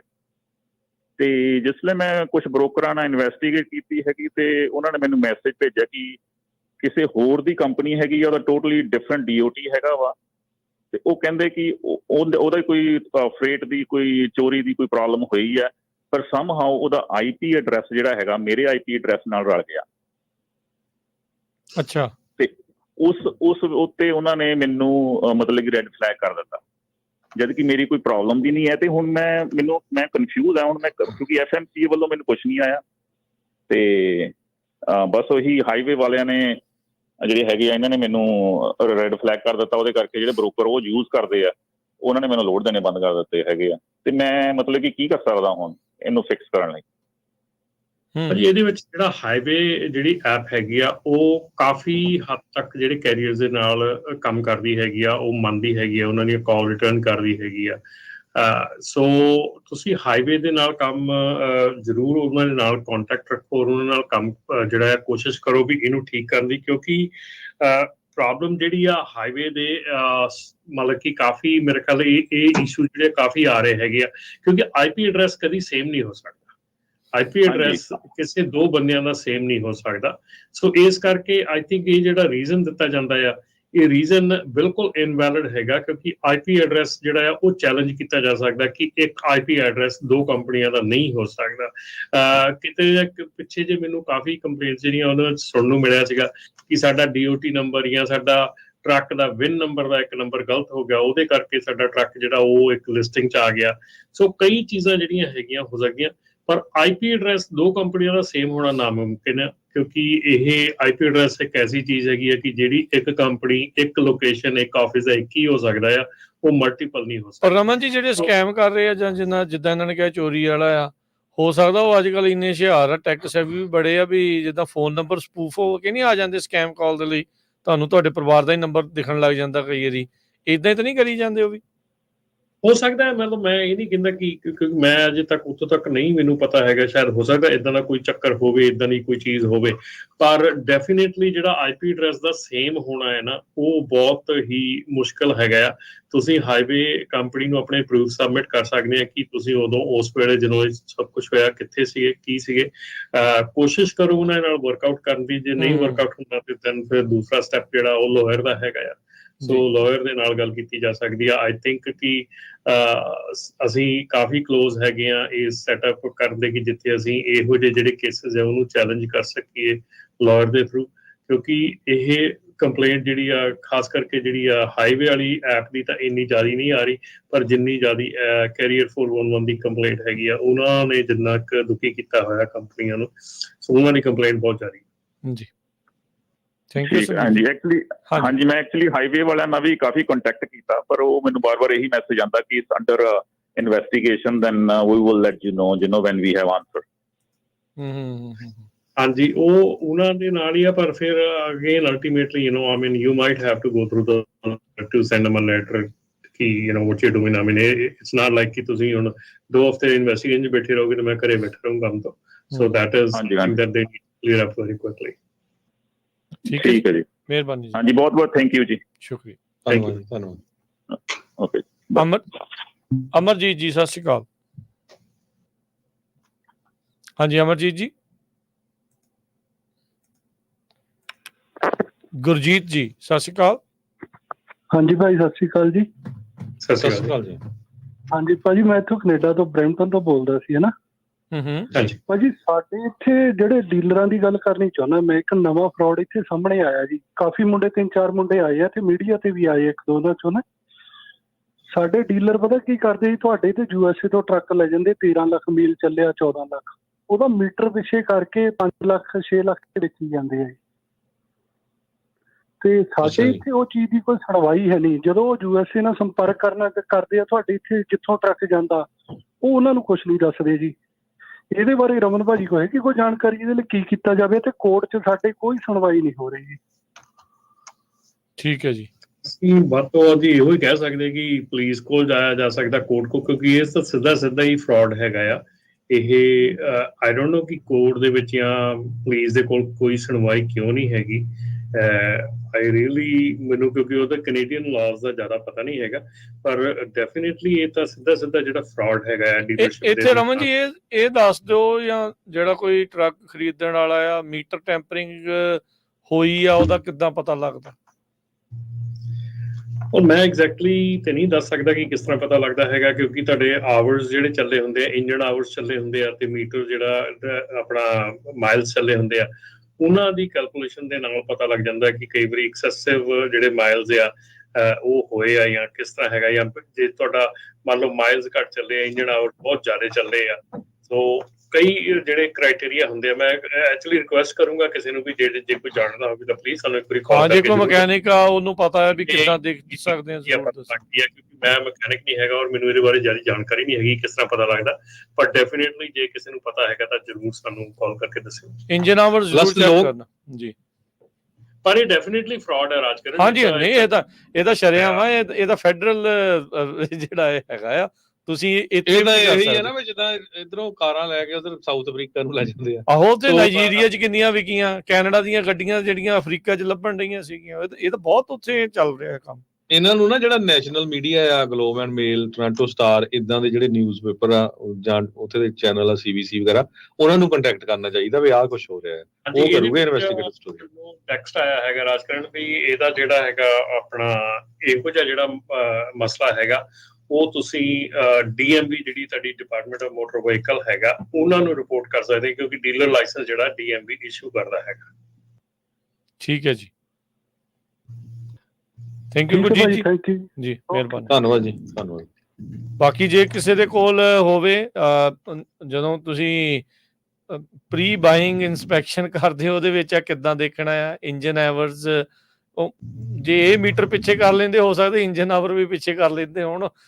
ਉਹ ਇਹ ਵੀ ਦੱਸਿਆ ਜਾ ਰਿਹਾ ਕਿ ਜਿਹੜੇ ਮਾਈਲੇਜ ਆ, mileage can be check through service record of dealership. So ਪਰ ਡੀਲਰਸ਼ਿਪ ਜਦੋਂ ਚੋਰੀ ਦਾ ਵੇਚ ਰਹੀ ਹੈ ਤਾਂ ਫਿਰ ਡੀਲਰਸ਼ਿਪ ਨੇ ਰੈਕੋਰਡ ਥੋੜੀ ਦੇਣਾ ਹੈ। ਹਾਂ, ਇਹ ਆ ਵੀ ਕਿੱਥੋਂ ਆਇਆ, ਕਿੱਥੋਂ ਤੁਰਿਆ। ਇਹ ਕੰਮ ਔਖਾ, ਨਾਲੇ ਦੂਜੇ ਮੁਲਕ ਦੇ ਵਿੱਚ ਜਾ ਕੇ ਜਦੋਂ ਵੇਚ ਰਹੇ ਉਦੋਂ ਤੱਕ ਹੋਰ ਵੀ ਕੰਮ ਲਿਮਟਿਡ ਜਿਹੜਾ ਉਹ ਬਣ ਜਾਂਦਾ ਹੈ। ਰਾਜਕਰਨ ਇੱਕ ਹੋਰ ਜਿਹੜੀ ਨਿਊਜ਼ ਆ ਉਹ ਮੈਂ ਸਾਂਝੀ ਕਰਨੀ ਚਾਹੁੰਦਾ। ਟੈਕਸਟ ਮੈਸੇजेस ਸਕੈਮਰਸ ਦੇ ਆ ਰਹੇ ਬਹੁਤ ਜ਼ਿਆਦਾ। ਠੀਕ ਹੈ। ਮਲਟੀਪਲ ਸਟੇਟਸ ਦੇ ਵਿੱਚ ਜਿਹੜੀ ਟੋਲ ਪੇਮੈਂਟ ਹੈਗੀ ਆ ਤੁਹਾਡੀ, ਉਹਨੂੰ ਅਵੋਇਡ ਕਰਨ ਲਈ ਉਹਦੇ ਮਤਲਬ ਕਿ ਤੁਹਾਨੂੰ ਕਹਿੰਦੇ ਆ ਵੀ ਤੁਹਾਨੂੰ ਇੰਨੇ ਟੋਲ ਪੇਮੈਂਟ ਜਿੰਦੀ ਉਹਦੀ ਪੈਨਲਟੀਜ਼ ਅਵੋਇਡ ਕਰਨ ਲਈ, ਸੋ ਇੰਨੇ ਪੈਸੇ ਜਿਹੜੇ ਆ ਤੁਹਾਨੂੰ ਰਾਈਟ ਵੇ ਪੇ ਕਰਨ ਦੀ ਲੋੜ ਹੈਗੀ ਆ। ਸੋ ਇਹ ਜਿਹੜੀ FBI ਹੈਗੀ ਆ ਉਹ ਅਨਾਉਂਸ ਕਰ ਰਹੀ ਹੈਗੀ ਆ ਕਿ ਇਹ ਰੈਂਡਮਲੀ ਸੈੱਲ ਫੋਨ ਦੇ ਉੱਤੇ ਮੈਸੇਜ ਆਉਂਦੇ ਆ ਕਿ ਜਿਹੜੇ ਤੁਹਾਡੇ ਓਹਾਇਓ ਟਰਨਪਾਈਕ ਦੇ ਜਿਹੜੇ 5 ਲੱਖ ਦੇ ਕਰੀਬ ਅਲਰਟਸ ਆਏ ਹੈਗੇ ਕਸਟਮਰਸ ਨੂੰ ਕਿ ਜਿਹੜੇ ਈਜ਼ੀ ਪਾਸ ਹੈਗੇ ਆ ਉਹ ਵੀਆ ਟੈਕਸਟ ਤੁਸੀਂ ਪੇ ਕਰ ਸਕਦੇ ਆ। ਸੋ ਬੇਸਿਕਲੀ ਇਹ ਸਾਰੀ ਜਿਹੜੀ ਚੀਜ਼ ਆ ਇਹ ਇੱਕ ਫਰਾਡ ਹੈਗੀ ਆ, ਸਕੈਮ ਹੈਗਾ। ਸੋ ਪਲੀਜ਼ ਜੇ ਤੁਹਾਨੂੰ ਇੱਦਾਂ ਦਾ ਕੋਈ ਮੈਸੇਜ ਆਉਂਦਾ ਹੈਗਾ ਕੋਈ ਵੀ ਟਰਨ ਬਾਈਕ ਤੇ ਜਿਹੜੇ ਟੋਲਸ ਹੈਗੇ ਜਾਂ ਕੁਝ ਵੀ ਹੈਗਾ ਇਦਾਂ ਨਾ ਵੀ ਫੋਨ ਪੇ ਕਰਨ ਦੀ ਗੱਲ ਆਉਂਦੀ ਹੈ ਤਾਂ ਉਸ ਤੋਂ ਧਿਆਨ ਰਹੋ, ਉਹ ਬਿਲਕੁਲ ਸਕੈਮ ਹੈਗਾ ਇਸ ਵੇਲੇ।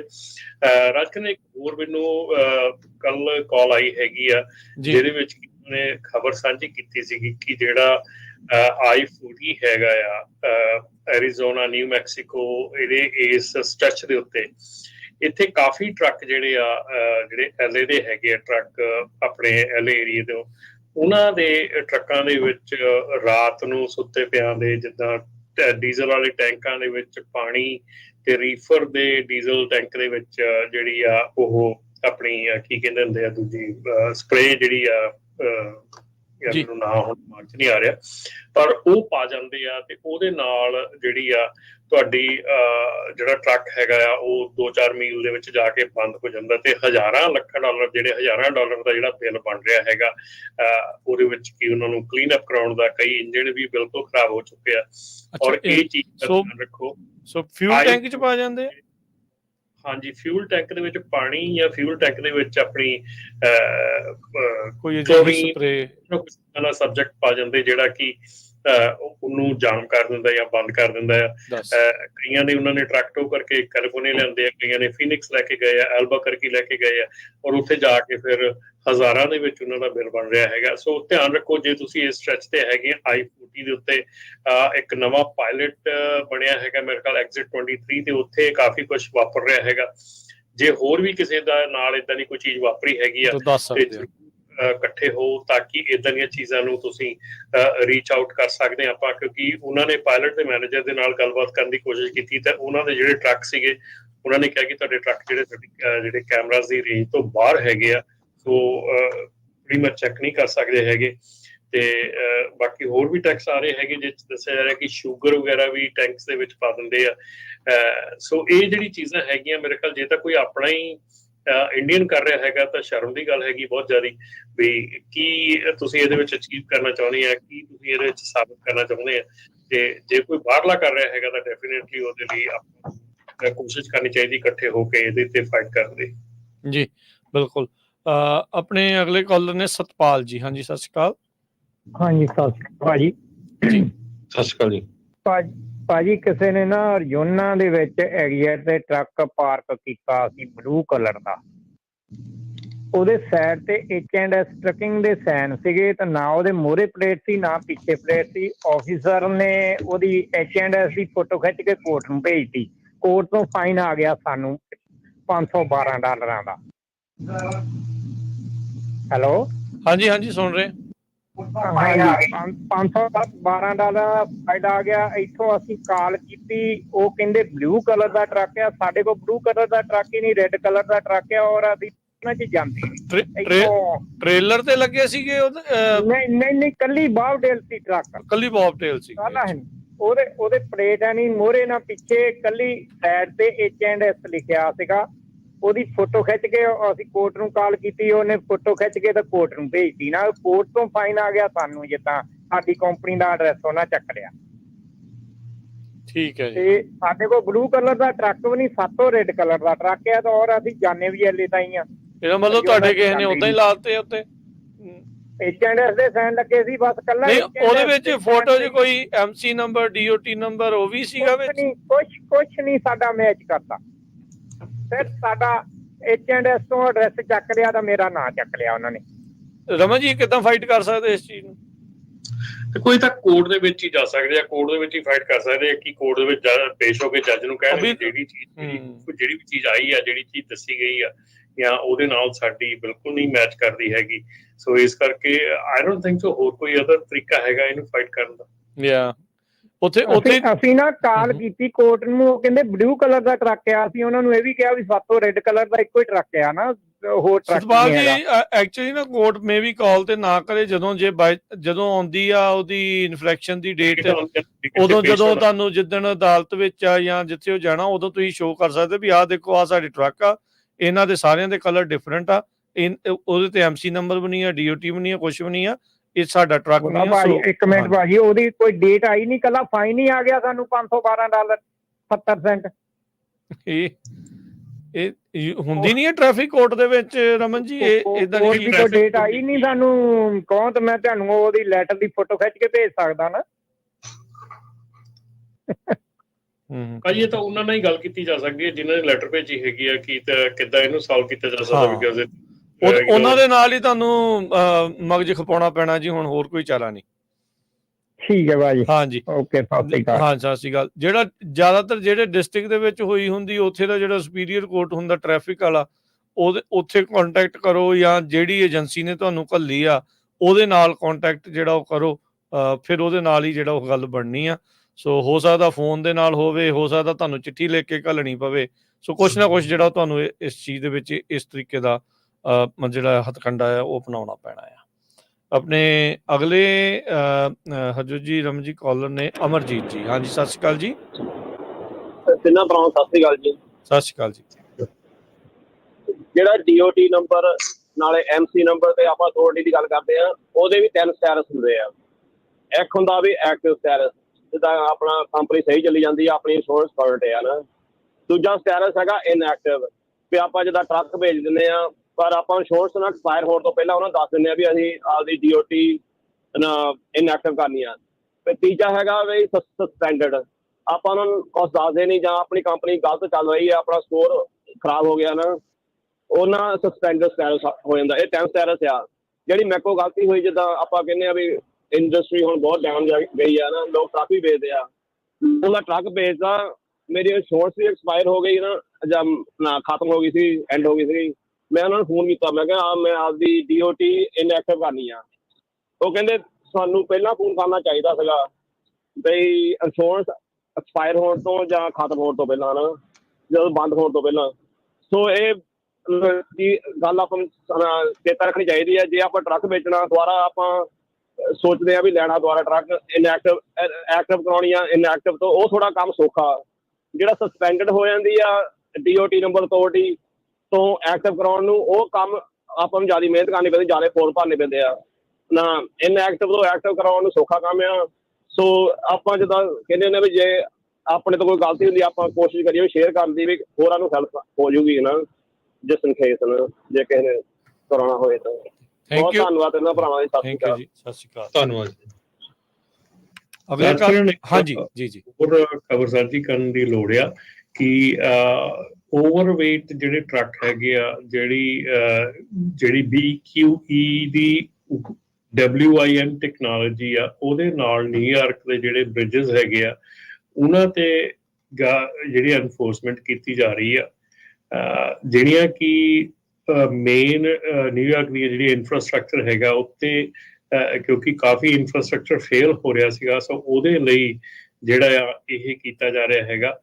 ਨਿਊਯਾਰਕ ਦੀ ਮੇਨ ਆਰਟਰੀ ਤੇ ਕ੍ਰੈਕਡਾਊਨ ਜਿਹੜਾ ਸ਼ੁਰੂ ਕੀਤਾ ਗਿਆ ਆ, ਉਹਦੇ ਉੱਤੇ ਹੈਗਾ ਕਿ ਜਿਹੜੇ ਓਵਰਸਾਈਜ਼ ਜਾਂ ਓਵਰਵੇਟ ਟਰੱਕਸ ਹੈਗੇ ਆ, ਜਿਨ੍ਹਾਂ ਦਾ ਵੇਟ ਜ਼ਿਆਦਾ ਹੈਗਾ ਆ, ਸੋ ਉਹ ਜਿਹੜੇ ਆ ਹਾਈਵੇ, ਜਿਹੜਾ ਕੁਐਸਚਨ ਹੈਗਾ ਉਹ ਹੈਗਾ ਬਰੁਕਲਿਨ ਕੁਈਨਸ ਐਕਸਪ੍ਰੈਸਵੇ, ਜਿਹੜਾ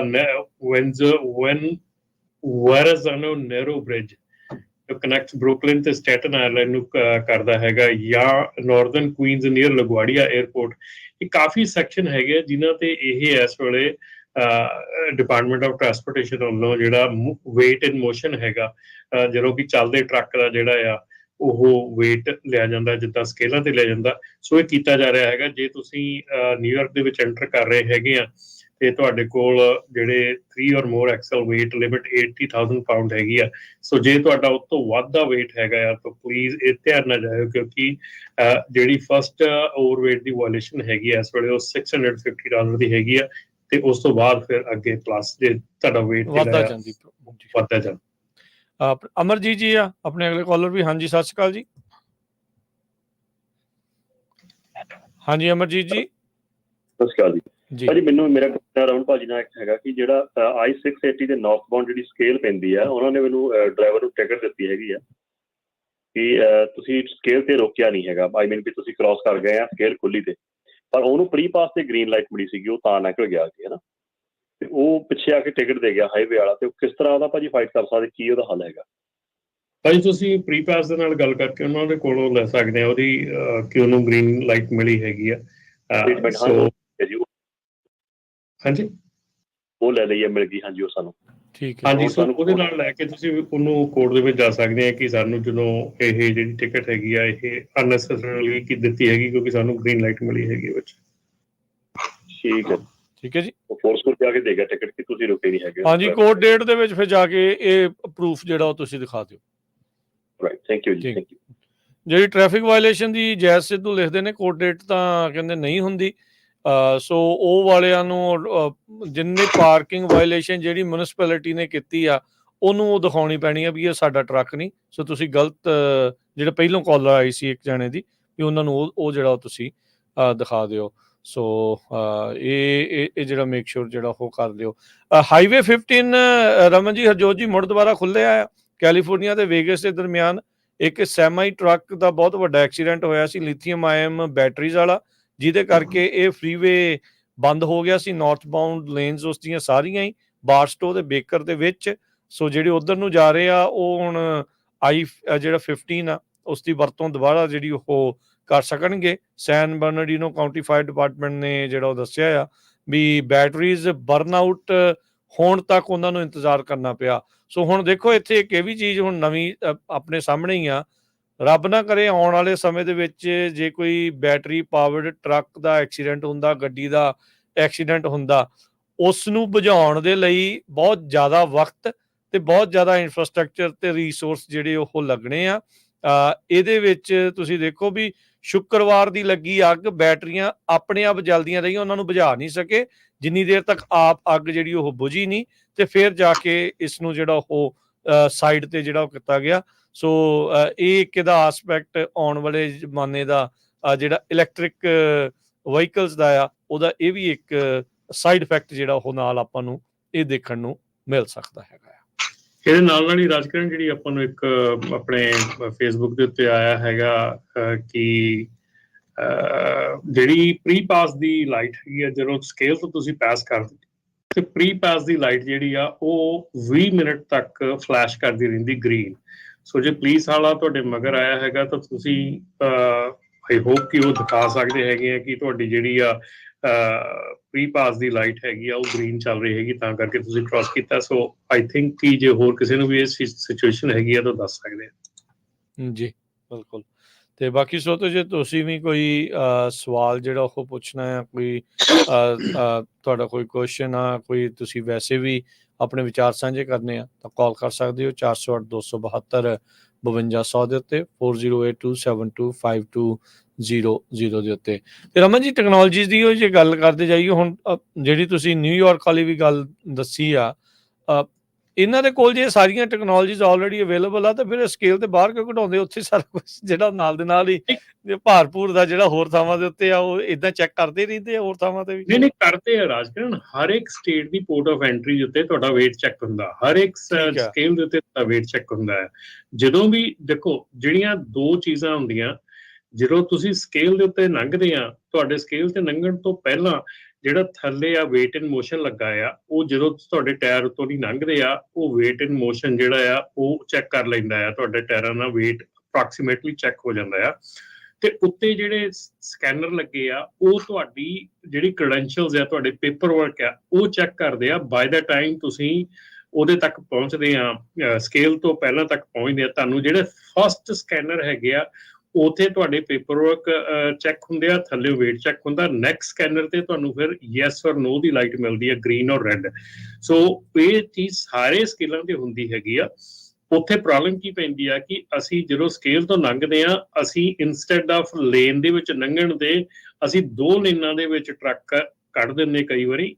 ਉਹਦੇ ਨਾਲ ਕੀ ਹੋ ਜਾਂਦਾ ਕਿ ਉਹ ਮਿਸਫੈਡ ਹੋ ਜਾਂਦਾ ਤੇ ਉਹਦੇ ਨਾਲ ਉਹਦੀ ਰੈੱਡ ਲਾਈਟ ਜਿਹੜੀ ਆ ਉਹ ਪੁੱਲ ਹੋ ਸਕਦੀ ਆ। ਕਈ ਵਾਰੀ ਤੁਸੀਂ ਲੇਨ ਜਿਹੜੀ ਆ ਉਹ ਚੇਂਜ ਕਰ ਦਿੰਦੇ ਆ ਤੇ ਉੱਥੇ ਤੁਹਾਡਾ ਜਿਹੜਾ weight ਆ ਉਹ ਸਹੀ ਨਹੀਂ ਆਉਂਦਾ। ਸੋ ਇਸ ਕਰਕੇ ਵੀ ਕਈ ਵਾਰੀ ਜਿਹੜੀ ਰੈੱਡ ਲਾਈਟ ਮਿਲ ਜਾਂਦੀ। ਕਈ ਵਾਰੀ ਅਸੀਂ ਚਲਾਕੀ ਵੀ ਕਰਦੇ ਆ ਕਿ ਅਸੀਂ ਦੂਜੇ ਬੰਦੇ ਕੱਢ ਦਿੰਦੇ ਆ ਤੇ ਕਈ ਮਤਲਬ ਕਿ ਟੋਟਲੀ ਅਸੀਂ ਸਕੇਲ ਮਿਸ ਵੀ ਕਰ ਜਾਂਦੇ ਸਾਰੇ। ਜੀ ਬਿਲਕੁਲ। ਤੇ ਰਮਨ ਜੀ ਨਵੀਆਂ ਟੈਕਨੋਲੋਜੀਜ਼ ਦੇ ਵਿੱਚ ਹਾਈਡਰੋਜਨ ਵਾਲੇ ਟਰੱਕਸ ਨੂੰ ਲੈ ਕੇ ਕੀ ਲੇਟੈਸਟ ਚੱਲ ਰਿਹਾ? ਨਿਕਲਾ ਵਾਲੇ ਆ ਜਾਂ ਇਲੈਕਟ੍ਰਿਕ ਵਾਲੇ ਆ, ਉਹਨਾਂ ਦਾ ਕੀ ਜਿਹੜੀਆਂ ਲੇਟੈਸਟ ਨਿਊਜ਼ ਆ ਰਹੀਆਂ ਆ? ਮੈਨੂਫੈਕਚਰਰਸ ਬਣਾ ਰਹੇ ਆ, ਸਲੋ ਡਾਊਨ ਕਰ ਰਹੇ ਆ, ਕੀ ਆ ਰਿਹਾ ਇਸ ਟਾਈਮ ਸਾਹਮਣੇ? ਰਾਜਕਰਨ ਅਜੇ ਤੱਕ ਤਾਂ ਸੀਰੀਅਸਲੀ ਦੱਸਾਂ ਕਿ ਉਹ ਚੀਜ਼ਾਂ ਚੱਲ ਰਹੀਆਂ ਹੈਗੀਆਂ, ਔਨਗੋਇੰਗ ਪ੍ਰੋਸੈਸ ਹੈਗਾ, ਟੈਕਨੋਲੋਜੀ ਹੈਗੀ ਆ, ਡੇ ਬਾਈ ਡੇ ਜਿਹੜੀ ਆ ਉਹ ਠੀਕ ਹੋ ਰਹੀ ਆ, ਵਧੀਆ ਹੋ ਰਹੀ ਆ। ਪਰ ਜੇ ਕੋਈ ਕਹੀਏ ਵੀ ਕੋਈ ਬਹੁਤ ਵਧੀਆ ਆਪਾਂ ਨੂੰ ਕੋਈ ਠੋਸ ਦੇ ਚੀਜ਼ ਆਪਾਂ ਨੂੰ ਮਿਲ ਰਹੀ ਆ ਜੇ, ਤੇ ਮੇਰੇ ਖਿਆਲ ਆਪਾਂ ਉਸ ਲੈਵਲ ਤੇ ਨਹੀਂ ਪਹੁੰਚੇ ਹੈਗੇ ਕਿ ਜਿੱਥੇ ਆਪਾਂ ਨੂੰ ਕੋਈ ਠੋਸ ਪਤਾ ਲੱਗੇ ਕਿ ਜਾਂ ਅਸੀਂ ਇਲੈਕਟ੍ਰਿਕ ਵੱਲ ਨੂੰ ਜਾ ਰਹੇ ਹਾਂ ਜਾਂ ਅਸੀਂ ਹਾਈਡਰੋਜਨ ਵੱਲ ਨੂੰ ਜਾ ਰਹੇ ਹਾਂ ਜਾਂ ਅਸੀਂ ਕਿਹੜੇ ਪਾਸੇ ਨੂੰ ਜਾ ਰਹੇ ਹਾਂ। ਸੋ ਅਜੇ ਤੱਕ ਕੋਈ ਆਪਾਂ ਇਹ ਸੱਚੀ ਗੱਲ ਪੁੱਛੋ ਤਾਂ ਕੋਈ ਠੋਸ ਸਬੂਤ ਨਹੀਂ ਹੈਗਾ। ਹੁਣ ਦੇਖੋ ਆਪਾਂ ਜਦੋਂ ਅੱਜ ਤੋਂ 5-7 ਸਾਲ ਪਹਿਲਾਂ ਜਿਹੜੇ ਆਪਣੇ ਨੈਚੁਰਲ ਗੈਸ ਵਾਲੇ ਟਰੱਕ ਆ ਉਹ ਸ਼ੁਰੂ ਹੋਏ ਸੀਗੇ, ਨੈਚੁਰਲ ਗੈਸ ਵਾਲੇ ਟਰੱਕ ਜਿਹੜੇ ਕਾਮਯਾਬ ਨਹੀਂ ਹੋਏ, ਔਰ ਕਈ ਥਾਵਾਂ ਤੇ ਇਨਫਰਾਸਟ੍ਰਕਚਰ ਬਣਿਆ ਵੀ ਹੈ, ਨੈਚੁਰਲ ਗੈਸ ਭਰਨ ਦੇ ਸਟੇਸ਼ਨ ਵੀ ਲੱਗੇ ਆ, ਕਈ ਕੁਛ ਹੋਇਆ, ਪਰ ਲੇਕਿਨ ਉਹ ਬਿਲਕੁਲ ਪਾਏਦਾਰ ਸੋਲਿਊਸ਼ਨ ਨਹੀਂ ਹੋਇਆ, ਕਿਉਂਕਿ ਆਪਾਂ ਨੂੰ ਕਈ ਕਾਲਰਸ ਨੇ ਕਾਲ ਕਰਕੇ ਵੀ ਦੱਸਿਆ ਹੈਗਾ ਕਿ ਜਿਹੜੇ ਨੈਚੁਰਲ ਗੈਸ ਵਾਲੇ ਟਰੱਕ ਹੈ ਉਹਨਾਂ ਵਿੱਚ ਪਾਵਰ ਇੰਨੀ ਵਧੀਆ ਨਹੀਂ ਹੈਗੀ। ਇਲੈਕਟ੍ਰਿਕ ਟਰੱਕ ਦੀ ਆਪਣੀ ਸਿਚੁਏਸ਼ਨ ਹੈਗੀ ਹੈ, ਜਿੱਦਾਂ ਕਿ ਆਪਾਂ ਹੁਣੇ ਗੱਲ ਕੀਤੀ ਆ, ਬੈਟਰੀਆਂ ਨੂੰ ਅੱਗ ਲੈ ਜਾਂਦੀ ਆ, ਜਾਂ ਬੈਟਰੀਆਂ ਚਾਰਜ ਕਰਨ ਨੂੰ ਬਹੁਤ ਟਾਈਮ ਲੈਂਦੀਆਂ ਆ, ਜਾਂ ਬੈਟਰੀਆਂ ਜਿਹੜੀਆਂ 4-5 ਸਾਲ ਬਾਅਦ ਜਦੋਂ ਬੈਟਰੀਆਂ ਚੇਂਜ ਕਰਾਉਣੀਆਂ ਤੇ ਸਿੰਪਲੀ ਚੇਂਜ ਦ ਟਰੱਕ ਵਾਲੀ ਡੀਲ ਹੈਗੀ ਆ। ਸੋ ਕਈ ਸਿਚੁਏਸ਼ਨਸ ਹੈਗੀਆਂ, ਔਰ ਹਾਈਡਰੋਜਨ ਦਾ ਜਿਹੜਾ ਹੈਗਾ ਕਿ ਉਹਦਾ ਐਕਚੁਅਲੀ ਇਨਫਰਾਸਟ੍ਰਕਚਰ ਸੈਟਅਪ ਕਰਨਾ ਵੀ ਬਹੁਤ ਜ਼ਿਆਦਾ ਐਕਸਪੈਂਸਿਵ ਹੈਗਾ। ਸੋ ਅਜੇ ਤੱਕ ਜੇ ਸੱਚ ਪੁੱਛੋ ਤਾਂ ਕੋਈ ਵੀ ਠੋਸ ਰਾਹ ਨਹੀਂ ਹੈਗਾ ਜਿੱਥੇ ਕਿ ਆਪਾਂ ਨੂੰ ਪਤਾ ਲੱਗ ਸਕੇ ਕਿ ਆਪਾਂ ਇਸ ਠੋਸ ਇਸੇ ਪਾਸੇ ਨੂੰ ਚੱਲੇ ਹੈਗੇ ਆ। ਸੋ ਹਰ ਚੀਜ਼ ਦੇ ਉੱਤੇ ਅਜੇ ਕੰਮ ਚੱਲ ਰਿਹਾ ਹੈਗਾ, ਤੇ ਕਈ ਵਾਰੀ ਵਿੱਚ ਆਟੋਨਮਸ ਟਰੱਕ ਵਾਲੇ ਵੀ ਆ ਜਾਂਦੇ ਆ। ਸੋ ਕਈ ਕੁਝ ਚੱਲ ਰਿਹਾ ਹੈਗਾ, ਪਰ ਅਜੇ ਤੱਕ ਜੇ ਆਪਾਂ ਕਹੀਏ ਠੋਸ ਆਪਣੇ ਕੋਲ ਕੁਝ ਨਹੀਂ ਹੈਗਾ। ਜੀ ਬਿਲਕੁਲ। ਨਾਲੇ ਆਪਾਂ ਨਾ ਕੰਮ ਉਦਾਂ ਵੀ ਬਹੁਤ ਜ਼ਿਆਦਾ ਕਰਦੇ ਹਾਂ। ਦੇਖੋ ਤਾਂ ਆਪਾਂ ਤੇ 20 ਸਾਲ ਹੋ ਗਏ ਸਾਨੂੰ ਅਜੇ ਬੁਲਟ ਟ੍ਰੇਨ ਚਲਾਉਂਦੇ ਨੂੰ। ਸਾਡੀ ਬੁਲਟ ਟ੍ਰੇਨ ਜਿਹੜੀ ਉਹ ਬੇਕਰਸਵਿਲ ਤੋਂ ਮਰਸੀਡੀ ਅਜੇ ਬਣਨੀ ਆ, ਅਜੇ ਉਹ ਵੀ ਪਤਾ ਨਹੀਂ ਲੈਣ ਥੋੜੀ ਪਈ ਆ। ਪਰ ਉਹ ਥੋੜਾ ਫਰਕ ਆ ਰਮਨ ਜੀ, ਉਹਦੇ ਚ ਗਵਰਨਮੈਂਟ ਇਨਵੋਲਵ ਆ, ਜਿਹੜੀਆਂ ਇਲੈਕਟ੍ਰੋਨਿਕ ਜਿਹੜੀਆਂ ਇਲੈਕਟ੍ਰਿਕ ਜਿਹੜੀਆਂ ਜਾਂ ਦੂਜੇ ਜਿਹੜੇ ਹੈਗੇ ਆ ਟਰੱਕ ਕੰਪਨੀਆਂ ਉਹ ਪ੍ਰਾਈਵੇਟ ਹੈਗੀਆਂ। ਆ ਵੇਖਿਓ LA ਚ ਆ ਰਹੀ ਆ ਆਪਣੇ ਅਗਲੀਆਂ ਜਿਹੜੀਆਂ ਓਲੰਪਿਕਸ, ਵੇਗਸ ਤੱਕ ਉਹ ਤੋਂ ਪਹਿਲਾਂ ਜਿਹੜੀ ਉਹ ਹਾਈ ਸਪੀਡ ਰੇਲ ਬਣ ਕੇ ਤਿਆਰ ਹੋਣੀ ਆ, ਉਹ ਇੱਕ ਪ੍ਰਾਈਵੇਟ ਫਰਮ ਨੂੰ ਮਿਲਿਆ ਆ। ਉਹ ਖਿੱਚ ਦੇਣਾ ਇਹਨਾਂ ਨੇ ਕੰਮ ਜੀ। ਇੱਕ ਜਾਂਦੇ ਇੱਕ ਖਬਰ ਹਰਜੋਤ ਜੀ, ਰਮਨ ਜੀ ਕਰਦੇ ਜਾਈਏ, ਇੱਕ ਡਰਾਈਵਰ ਜਿਸ ਨੂੰ 16 ਵਾਰੀ ਡਿਪੋਰਟ ਕੀਤਾ ਗਿਆ ਸੀ, ਉਹ ਕੋਲੋਰਾਡੋ ਦੇ ਇੱਕ ਫੇਟਲ ਕ੍ਰੈਸ਼ ਦੇ ਵਿੱਚ ਜਿਹੜਾ ਉਹ ਦੋਸ਼ੀ ਪਾਇਆ ਗਿਆ ਆ। ਕਰੂਜ਼ ਮੈਂਡੋਜ਼ਾ ਨਾਂ ਦਾ ਇਹ ਬੰਦਾ, ਇਸ ਨੂੰ ਕਹਿੰਦੇ ਵੀ ਇਸ ਐਕਸੀਡੈਂਟ ਤੋਂ ਪਹਿਲਾਂ 16 ਵਾਰ ਅਮਰੀਕਾ ਤੋਂ ਡਿਪੋਰਟ ਕੀਤਾ ਗਿਆ ਸੀ, ਪਰ ਜਿਹੜੀ ਕੰਪਨੀ ਆ ਜਿਸ ਨੇ ਉਸ ਨੂੰ ਹਾਇਰ ਕੀਤਾ ਉਹ ਕਹਿੰਦੇ ਵੀ ਉਹ ਬਦਨਾਮ ਸੀ ਇਸੇ ਲਈ ਵੀ ਉਹ ਕਿਸੇ ਨੂੰ ਵੀ ਜਿਹੜੀ ਉਹ ਹਾਇਰ ਕਰਦੀ ਆ, ਅਨਲਾਇਸੈਂਸਡ ਜਿਹੜੇ ਡਰਾਈਵਰਸ ਆ ਉਹਨਾਂ ਨੂੰ ਹਾਇਰ ਕਰਨ ਦੀ ਉਸ ਕੰਪਨੀ ਦੀ ਹਿਸਟਰੀ ਜਿਹੜੀ ਉਹ ਰਹੀ ਆ। ਇਹ ਬੰਦੇ ਦੇ ਨਾਲ ਰਮਨ ਜੀ, ਹਰਜੋਤ ਜੀ, ਇਹਦਾ ਮਤਲਬ ਇਹ ਤਾਂ ਕੰਪਨੀ ਸੇਮ ਬਰਾਬਰ ਦੀ ਜ਼ਿੰਮੇਵਾਰ ਆ, ਜਿਹਦੇ ਕਰਕੇ ਇਹ ਬੰਦੇ ਐਕਸੀਡੈਂਟ ਜਿਹੜਾ ਇਹ ਹੋਇਆ ਤੇ ਜਿਹੜਾ ਉਹ ਇੱਕ ਜਾਣੇ ਦੀ ਜਿਹੜੀ ਉਹ ਮੌਤ ਹੋਈ। ਇਹਦੇ ਵਿੱਚ ਕੰਪਨੀ ਹੀ ਜ਼ਿੰਮੇਵਾਰ ਹੈ ਜੀ। ਜਿਹੜਾ ਦੇਖੋ, ਜਿਹੜਾ ਤਾਂ ਜੌਬ ਕਰਨ ਵਾਲਾ ਆ ਉਹ ਤਾਂ ਜੌਬ ਕਰਨ ਵਾਲਾ, ਉਹਨੂੰ ਜੇ ਤੁਸੀਂ ਨਹੀਂ ਰੱਖੋਗੇ ਤੇ ਨਹੀਂ ਰੱਖੋਗੇ, ਜੇ ਤੁਸੀਂ ਰੱਖਿਆ ਤੇ ਤੁਸੀਂ ਆਪਣੀ ਜ਼ਿੰਮੇਵਾਰੀ ਤੇ ਰੱਖਿਆ, ਠੀਕ ਹੈ ਨਾ। ਇਸ ਦੇ ਵਿੱਚ ਤਾਂ ਮੈਂ 100% ਕਹੂੰਗਾ ਕਿ ਕੰਪਨੀ ਹੀ ਜ਼ਿੰਮੇਵਾਰ ਹੈ, ਕਿਉਂਕਿ ਕੰਪਨੀ ਦਾ ਜਿਹੜਾ ਇਸ਼ੂ ਹੈਗਾ ਉਹ ਬਹੁਤ ਵੱਡਾ ਹੈਗਾ। ਇਸੇ ਕਰਕੇ ਤਾਂ ਆਪਾਂ ਹਮੇਸ਼ਾ ਤੋਂ ਗੱਲ ਕਰਦੇ ਹਾਂ ਕਿ ਜਿਹੜੀ ਆਪਣੀ ਹਾਇਰਿੰਗ ਪ੍ਰੈਕਟਿਸਿਸ ਹੈਗੀਆਂ ਉਹ ਬਹੁਤ ਜ਼ਿਆਦੀਆਂ ਗਲਤ ਹੈਗੀਆਂ। ਅਸੀਂ ਬੜਾ ਇਸ ਚੀਜ਼ ਦੇ ਉੱਤੇ ਗੱਲ ਕਰਦੇ ਹੈਗੇ ਕਿ ਜਿਹੜੇ ਸਾਡੇ ਅਜੇ ਵੀ ਸਿਚੁਏਸ਼ਨ ਬਹੁਤ ਜ਼ਿਆਦੀ ਆ, ਔਰ ਆਉਣ ਵਾਲੇ ਸਤੰਬਰ ਦੇ ਵਿੱਚ ਇਹ ਲਾਗੂ ਹੋ ਜਾਣਾ ਆ। ਜਿਹੜੀ ਆਪਾਂ ਪਿਛਲੇ ਪ੍ਰੋਗਰਾਮਾਂ ਦੇ ਵਿੱਚ ਵੀ ਗੱਲ ਕੀਤੀ ਸੀਗੀ ਕਿ ਜੇ ਤੁਹਾਡੇ ਡਰੱਗ ਐਂਡ ਅਲਕੋਹਲ ਦੇ ਵਿੱਚ ਤੁਸੀਂ ਕਿਤੇ ਪੋਜ਼ਿਟਿਵ ਆਏ ਹੈਗੇ ਆ, ਜਾਂ ਤੁਸੀਂ ਨਾ ਕੀਤੀ ਆ ਡਰੱਗ ਟੈਸਟ ਨੂੰ, ਜਾਂ ਤੁਹਾਡਾ ਰਿਪੋਰਟ ਗਈ ਆ ਆਪਣੀ ਕਲੀਅਰਿੰਗ ਹਾਊਸ ਦੇ ਵਿੱਚ ਕਿ ਤੁਸੀਂ ਪੋਜ਼ਿਟਿਵ ਜਾਂ ਰਿਫਿਊਜ਼ਲ ਹੈਗਾ ਤੁਹਾਡਾ, ਤੇ ਉਹ ਜਿਹੜਾ ਆ ਸਤੰਬਰ 18 ਤੋਂ ਬਾਅਦ ਤੁਹਾਡਾ ਜਿਹੜਾ ਲਾਇਸੈਂਸ ਆ ਆਟੋਮੈਟਿਕਲੀ ਡੀਗ੍ਰੇਡ ਕਰਕੇ ਕਲਾਸ C ਹੋ ਜਾਣਾ ਹੈ। ਸੋ ਕਈ ਚੀਜ਼ਾਂ ਹੈਗੀਆਂ ਜਿਹਦੇ ਵਿੱਚ ਸਾਡੀਆਂ ਕੰਪਨੀਆਂ ਅਜੇ ਵੀ ਮੈਂ ਕਹੂੰਗਾ ਕਿ ਬਹੁਤ ਜ਼ਿਆਦਾ ਅਣਗਹਿਲੀ ਕਰਦੀਆਂ ਹੈਗੀਆਂ। ਉਹ ਸਿਰਫ ਤੇ ਸਿਰਫ ਡਰੱਗ ਟੈਸਟ ਕਰਾ ਲੈਂਦੀਆਂ, ਨੈਗੇਟਿਵ ਆ ਗਿਆ ਟਰੱਕ ਦੇ ਦਿੰਦੀਆਂ, ਉਸ ਪੂਰਾ ਨਹੀਂ ਹੈਗਾ। ਉਸ ਤੋਂ ਪਹਿਲਾਂ ਡਰੱਗ ਟੈਸਟ ਕਰਾਉਣ ਤੋਂ ਪਹਿਲਾਂ ਤੁਹਾਨੂੰ ਕਲੀਅਰਿੰਗ ਹਾਊਸ ਦੀ ਕੁਐਰੀ ਪੁੱਲ ਕਰਨੀ ਮਸਟ ਆ। ਜੇ ਉਹ ਬੰਦਾ ਹੈ ਹੀ ਪ੍ਰੋਹਿਬਿਟਡ ਆ ਤੇ ਉਹਦਾ ਡਰੱਗ ਟੈਸਟ ਕਰਾਉਣ ਦਾ ਫਾਇਦਾ ਹੀ ਕੋਈ ਨਹੀਂ ਗਾ, ਮਤਲਬ ਹੀ ਨਹੀਂ ਬਣਦਾ ਕੋਈ ਵੀ। ਉਹਦੀ ਜਦੋਂ ਦੇਖੋ ਗੱਲ ਇਹ ਆਉਂਦੀ ਆ ਰਾਜਕਰਨ ਕਿ ਜਦੋਂ ਤੁਹਾਨੂੰ ਸਾਰੇ ਟੂਲਸ ਦਿੱਤੇ ਆ, ਤੁਸੀਂ MBR ਰਿਪੋਰਟ ਚੈੱਕ ਕਰਨੀ ਆ, ਤੁਸੀਂ PSP ਰਿਪੋਰਟ ਚੈੱਕ ਕਰਨੀ ਆ, ਤੁਸੀਂ ਉਹਦੀ ਕਲੀਅਰਿੰਗ ਹਾਊਸ ਰਿਪੋਰਟ ਚੈੱਕ ਕਰਨੀ ਆ, ਤੁਸੀਂ ਸਾਰਾ ਕੁਝ ਜੇ ਚੈੱਕ ਕਰਨਾ, ਉਹਦੇ ਵਿੱਚ ਜੇ ਤੁਹਾਨੂੰ ਰੈੱਡ ਫਲੈਗ ਆ ਰਿਹਾ ਹੈਗਾ, ਠੀਕ ਆ, ਤੇ ਤੁਸੀਂ ਉਸ ਡਰਾਈਵਰ ਨੂੰ ਹਾਇਰ ਜੇ ਫਿਰ ਵੀ ਕਰਦੇ ਹੈਗੇ ਤੇ ਫਿਰ ਕਿਹਦੀ ਜ਼ਿੰਮੇਵਾਰੀ ਆ? ਫਿਰ ਕੰਪਨੀ ਦੀ ਜ਼ਿੰਮੇਵਾਰੀ ਹੈ, ਡਰਾਈਵਰ ਦੀ। ਡਰਾਈਵਰ ਤਾਂ ਕੰਮ ਕਰਨ ਨੂੰ ਆਇਆ, ਉਹਨੇ ਤਾਂ ਕਰ ਹੀ ਲੈਣਾ, ਉਹਦਾ ਕਹਿਣਾ ਮੈਂ ਠੀਕ ਹੈ ਨਾ। ਔਰ ਉਸ ਤੋਂ ਬਾਅਦ ਫਿਰ ਤੁਹਾਡੀ ਇੰਸ਼ੋਰੈਂਸ ਕੰਪਨੀ ਜਿਹੜੀ ਆ ਉਹ ਕਹਿੰਦੀ ਆ ਜੀ ਅਸੀਂ 2 ਸਾਲ ਤੋਂ ਘੱਟ ਬੰਦਾ ਹਾਇਰ ਨਹੀਂ ਕਰਦੇ। ਤੁਸੀਂ ਕਹਿੰਦੇ ਤੂੰ ਕੌਣ ਹੁੰਦੀ ਆ? ਆਪਾਂ ਉਹਦੇ ਹਾਇਰ ਕਰਨਾ, ਤੁਹਾਨੂੰ ਦੱਸਣਾ ਹੀ ਨਹੀਂਗਾ ਵੀ ਆਪਾਂ ਡਰਾਈਵਰ ਚੜਾਇਆ, ਸੈਕੰਡ ਡਰਾਈਵਰ ਚੜਾ ਦਿਓ, ਫਸਟ ਵਾਲਾ ਆਪਣਾ ਹੈਗਾ, ਦੂਜਾ ਡਰਾਈਵਰ ਚੜਾ ਦਿਓ ਜਿਹੜਾ 6 ਮਹੀਨੇ ਦਾ ਐਕਸਪੀਰੀਅੰਸ ਹੈ। ਤੁਸੀਂ ਆਪ ਗਲਤ ਕੰਮ ਕਰਦੇ ਹੈਗੇ ਆ, ਤੁਸੀਂ ਆਪ ਉਹ ਚੀਜ਼ਾਂ ਪੂਰੀਆਂ ਕਰਦੇ ਹੈਗੇ ਆ ਜਿਹਦੇ ਕਰਕੇ ਇਹ ਪ੍ਰੋਬਲਮਾਂ ਕ੍ਰੀਏਟ ਹੁੰਦੀਆਂ। ਜੇ ਅਸੀਂ ਕੰਪਨੀ ਜਿਹੜੀ ਆ ਉਹ ਪੂਰੀ ਤਹਿ ਦਿਲੀ ਦੇ ਨਾਲ ਆਪਣਾ ਡਰਾਈਵਰ ਹਾਇਰ ਕਰੇ ਨਾ, ਇਹ ਬੈਕਬੋਨ ਆਫ ਸਾਰੀਆਂ ਪ੍ਰੋਬਲਮਸ ਹੀ ਆ। ਜਦੋਂ ਤੁਸੀਂ ਹਾਇਰਿੰਗ ਪ੍ਰੋਸੈਸ ਦੇ ਵਿੱਚ ਅਣਗਹਿਲੀ ਕਰਦੇ ਆ, ਉੱਥੇ ਤੁਹਾਡੀਆਂ ਸਾਰੀਆਂ ਪ੍ਰੋਬਲਮਸ ਉੱਥੇ ਹੀ ਸ਼ੁਰੂ ਹੁੰਦੀਆਂ। ਜੀ ਜੀ ਜੀ। ਤੇ ਰਮਨ ਜੀ, ਅਰਜੋਤ ਜੀ, ਇਜਾਜ਼ਤ ਦਿੰਦੇ ਹਾਂ, ਸਮਾਂ ਆਪਣੇ ਪ੍ਰੋਗਰਾਮ ਦਾ ਸਮਾਪਤ ਹੈ। ਮਿਲਦੇ ਹਾਂ ਜੀ ਅਗਲੀ ਵਾਰ। ਧੰਨਵਾਦ ਜੀ ਸਭ ਨੂੰ, ਪਿਆਰ ਭਰੀ ਸਤਿ ਸ਼੍ਰੀ ਅਕਾਲ ਜੀ। ਸਤਿ ਸ਼੍ਰੀ ਅਕਾਲ।